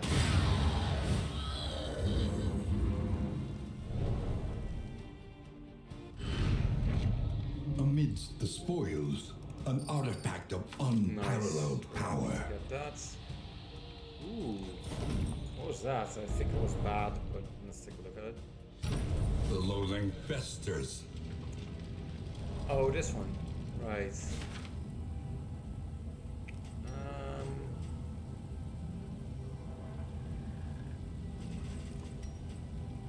You know what? Let's use it. I'll equip medicinal herbs on her. Like so. Use this. I guess I'll switch off this and go back to the melee one. And let me see here. I have to think about my party composition. Let's see, she opens with lunge most of the time, so if she starts here, she'll always be here or even further forward. My highwayman likes to set up with the riposte thing, which puts him forward one, so she comes in the back. If I start like this, then it will go this, she'd be in front, that's good.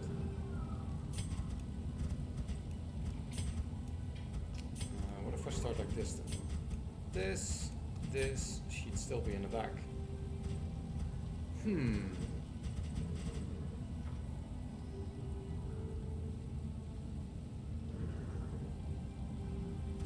Well, what if I start something like this? No, not this. This. So we'll go this, and this dude would just stay here. Oh no, he can't use it. Hold on. This then.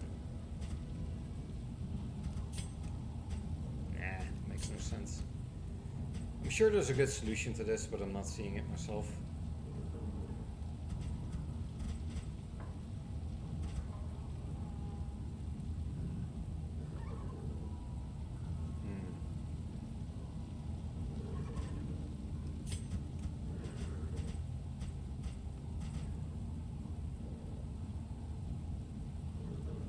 Well, I could maybe open with something other than duelist advance. In that case, I would just go.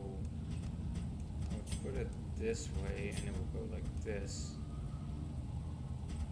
What can I do from the back then? Pistol shots, duelist advance, highway robbery.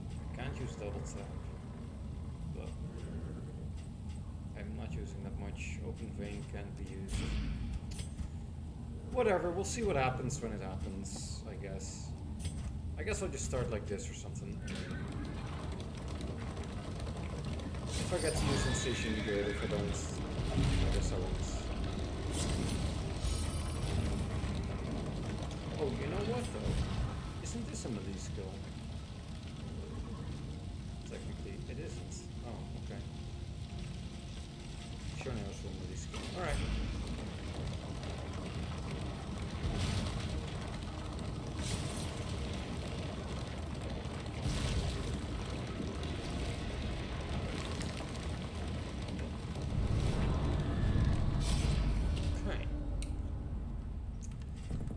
Then a little bit of flame, a lot of flame. I don't mind trading some relics to get some more flame. Oh yeah, I'm full. Hold on. Need to do some removal of stuff. I guess I can get rid of that. So I can get rid of that no matter what. Still way over. Stack one more of this, can she? Oh, she cannot. Crazy. Okay, I got rid of that. Get rid of that. Man, I guess I got rid of that, and I guess I'll have to roll like this. The hooded watchers howl to their horrid kin. Okay.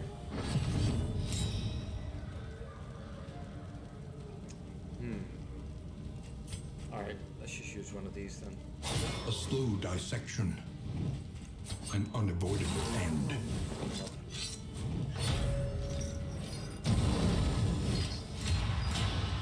Oh, that's good. Ow.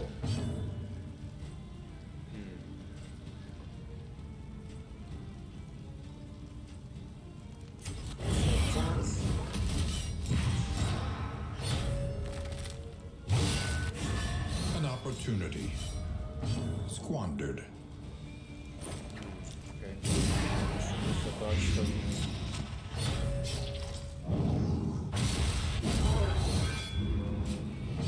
Okay, now I can do some damage, right?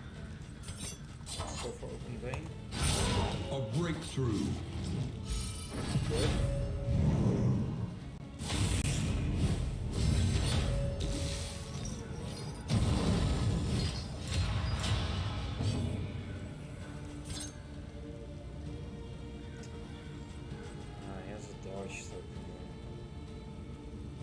Waste this on that. I don't really want to do that now. Let's just set up a good launch for next turn. Set up the boss, and just try to whack him. Don't do much, but I can use it now. Nice. Oh, so close to being dead. Just not quite there.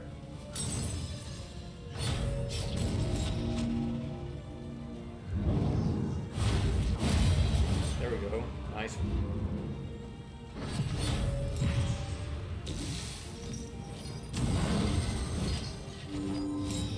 Luckily that didn't do too much.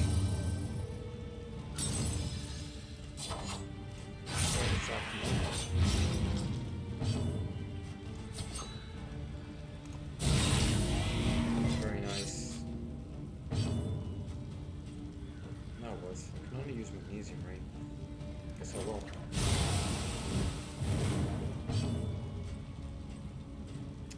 Do we need to use anything specific? Not really. We could just move forward.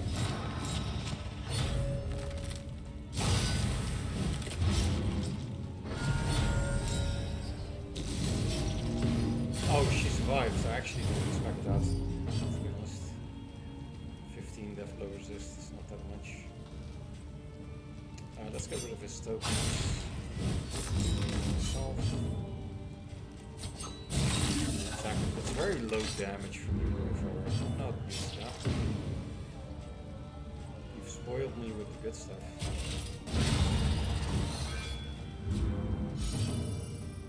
So 12, 24. It's a small foundation of Yeah, that's a trust. good trinket actually. Plus 50% health is just kinda nuts, right? Plus 50% healing, I mean.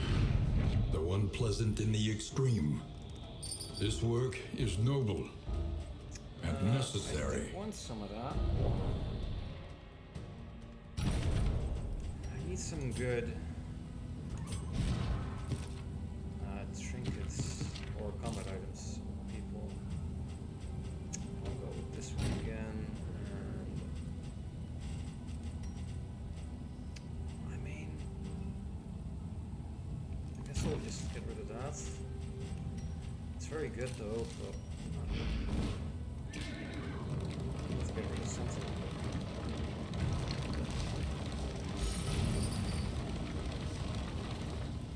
I'm still on track for the level, right? Yeah. Not that I made a dumb mistake. I missed it.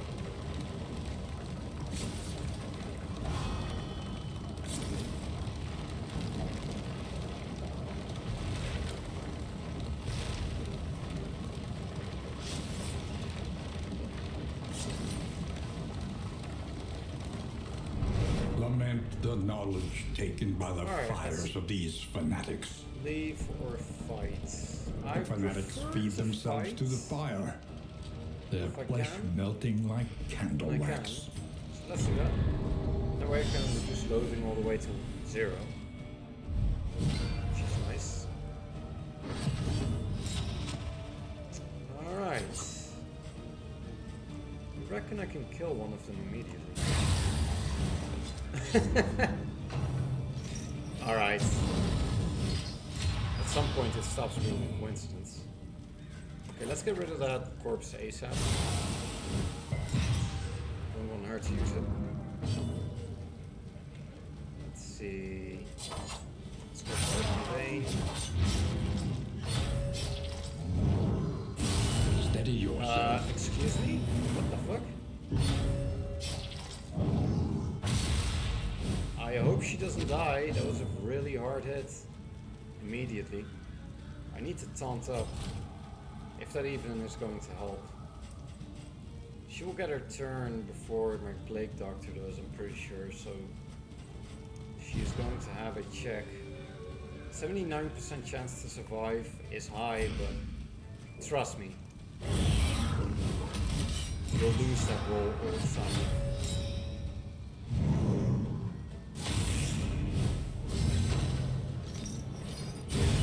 Well, there we go, she's dead. Let us Well, hope that's they unfortunate. find It was a peace. bit bit of a unlucky roll there. Which also means this run now ends, basically, because I cannot beat the boss with only 3 characters. And herein lies another one of my complaints. Because A miscalculation, while perhaps. this is totally fine and it's totally Darkest Dungeon to just get a random unlucky hit to the face and just get someone killed and even have that snowball into a full party wipe, which will happen on the boss in a moment. The thing is, that immediately ends the entire run of this game. There is no serious damage done that you then have to deal with later in your campaign. Like getting a party wipe in the first game meant that you no longer had those characters for the rest of the run. And you had to figure something out because they were likely good characters and had to mitigate the losses and get back to them. That doesn't exist in this game. Like something bad happens like this, the entire run is just done and you start over. So, yeah, that's something I do not like about it.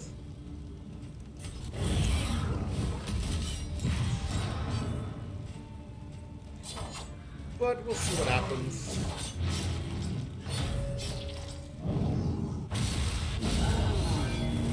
I can still finish this fight.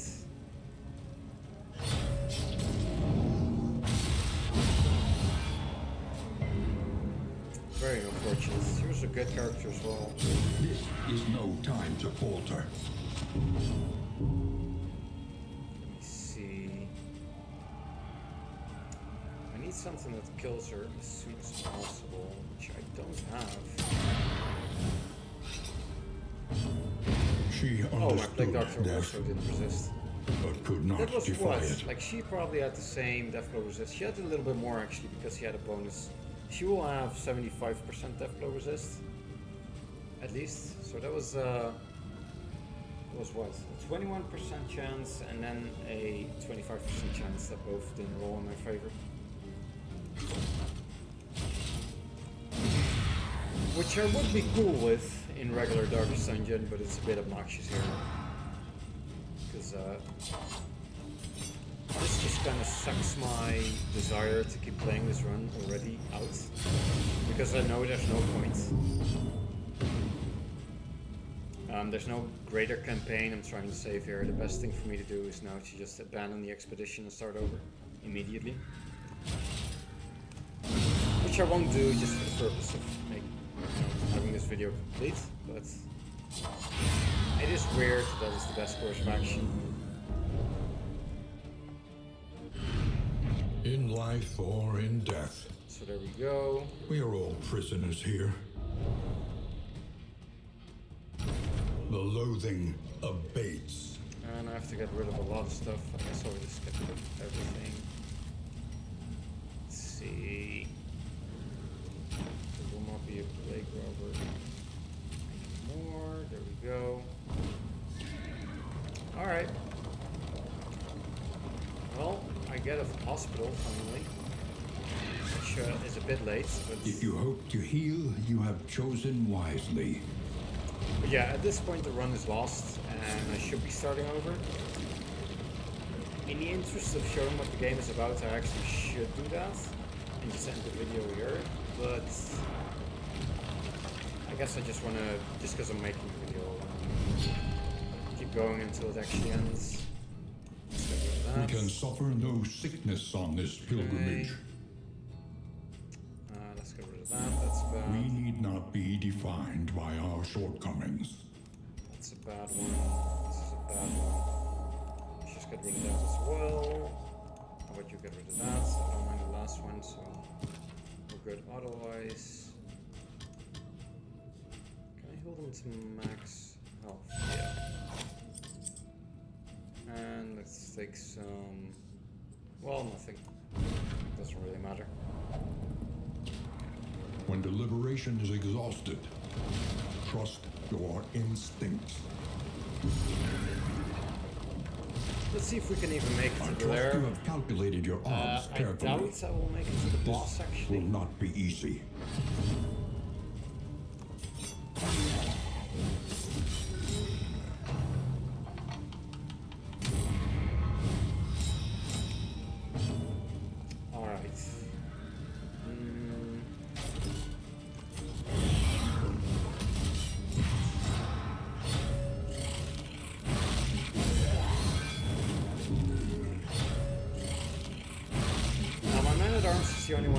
still heal. Although the heal is a bit dangerous. It requires me to be on death's door.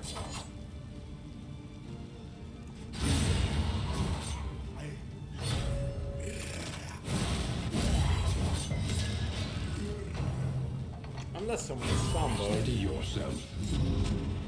And I can heal still, but it's the stress.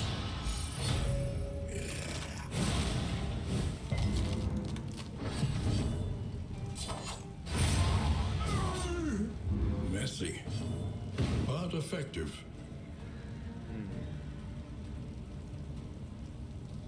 Alright.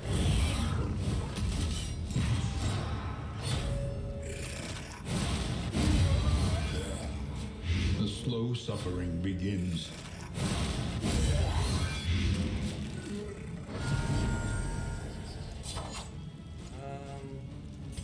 Let's move back up.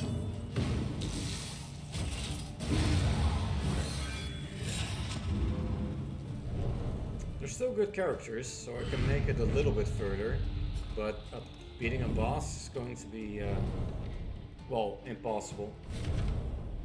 Quite literally, because many boss mechanics require you to do very specific things that you can't do if you only have 2 heroes left.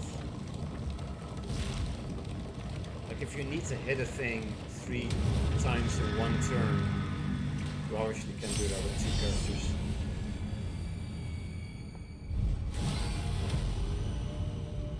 The library burns. Alright.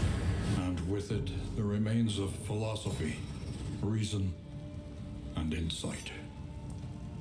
I hope I still get to see the boss, although I really doubt it because I need 2 fights to get through first.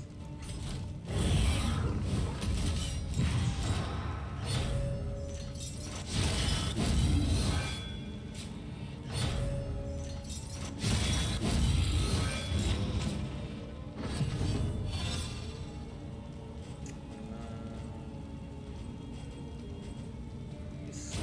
Let's just try to play this.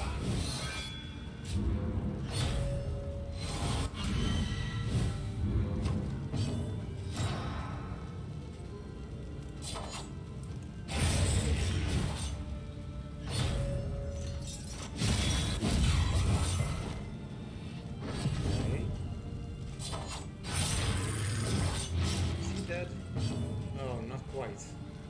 Almost though. Alright, let's go with this. A righteous action.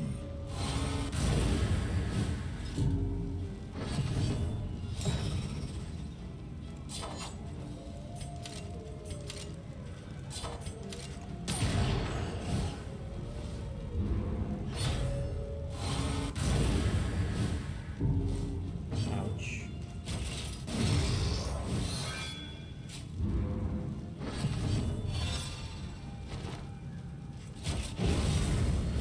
Stress. That'll be needed. Go. A petty hindrance. Advance. I have to. I don't have a choice. I mean, I do have a choice. What I can do is just skip this whole thing and get to the inn and then quit. So I get the most cannons, but that's lame. I don't want to do that.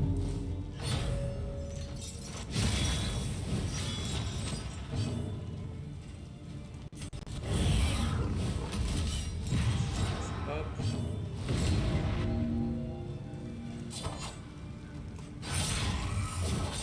No way for me to deal with this.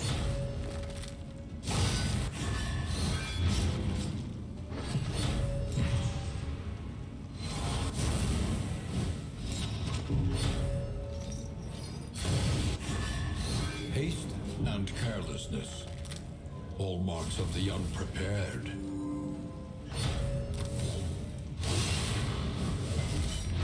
Okay, this is going pretty bad so far.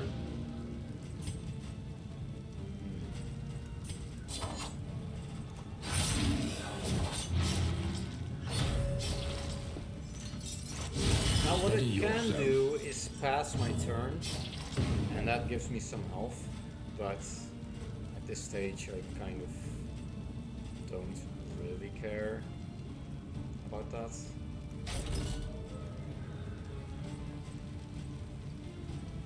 That one is dead, technically. Let's see what I want to do. There is comfort in company.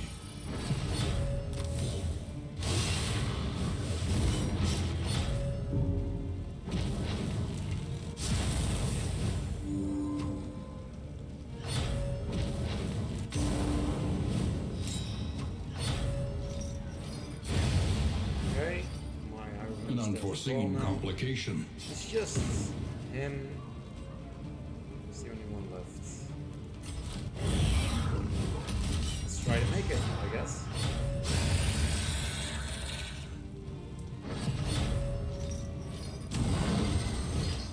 I don't think he can, but Bravo! And now, the greatest test of all. oh, there we go. Full party wipe. Alright. So that's the end of the run, and again, that's something I don't like. It doesn't really Not despair. matter, I guess, because I haven't been There is playing that long. nobility in the It's attempt. been a couple of hours, I think. And so I get some candles still for doing this, but it would be less than if I made it to the end and quit that way. And then I'm back here and I start the game over. So, just some closing thoughts as I enter Stagnant another and sprawling. run. This which I won't hellish abyss record, but extends beyond sanity playing itself. myself.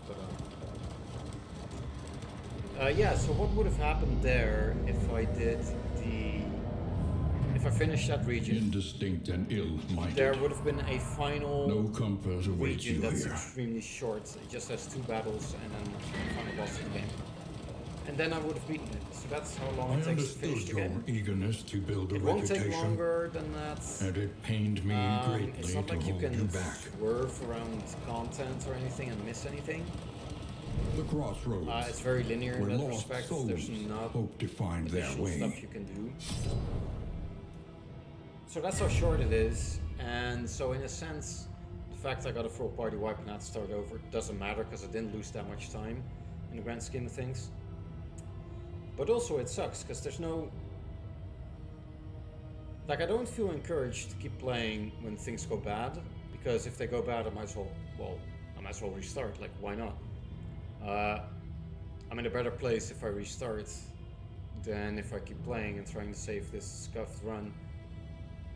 Whereas if you play this actual campaign in Darkest Dungeon 1, I really liked the fact that if I got a full party wipe, I just had to figure it out, because I'm not gonna replay, what, 20, 30, 40, 50 hours of time I had into the campaign. I'm not gonna restart that. Like, I started playing that campaign, 2 weeks ago. I don't want to start over at that point.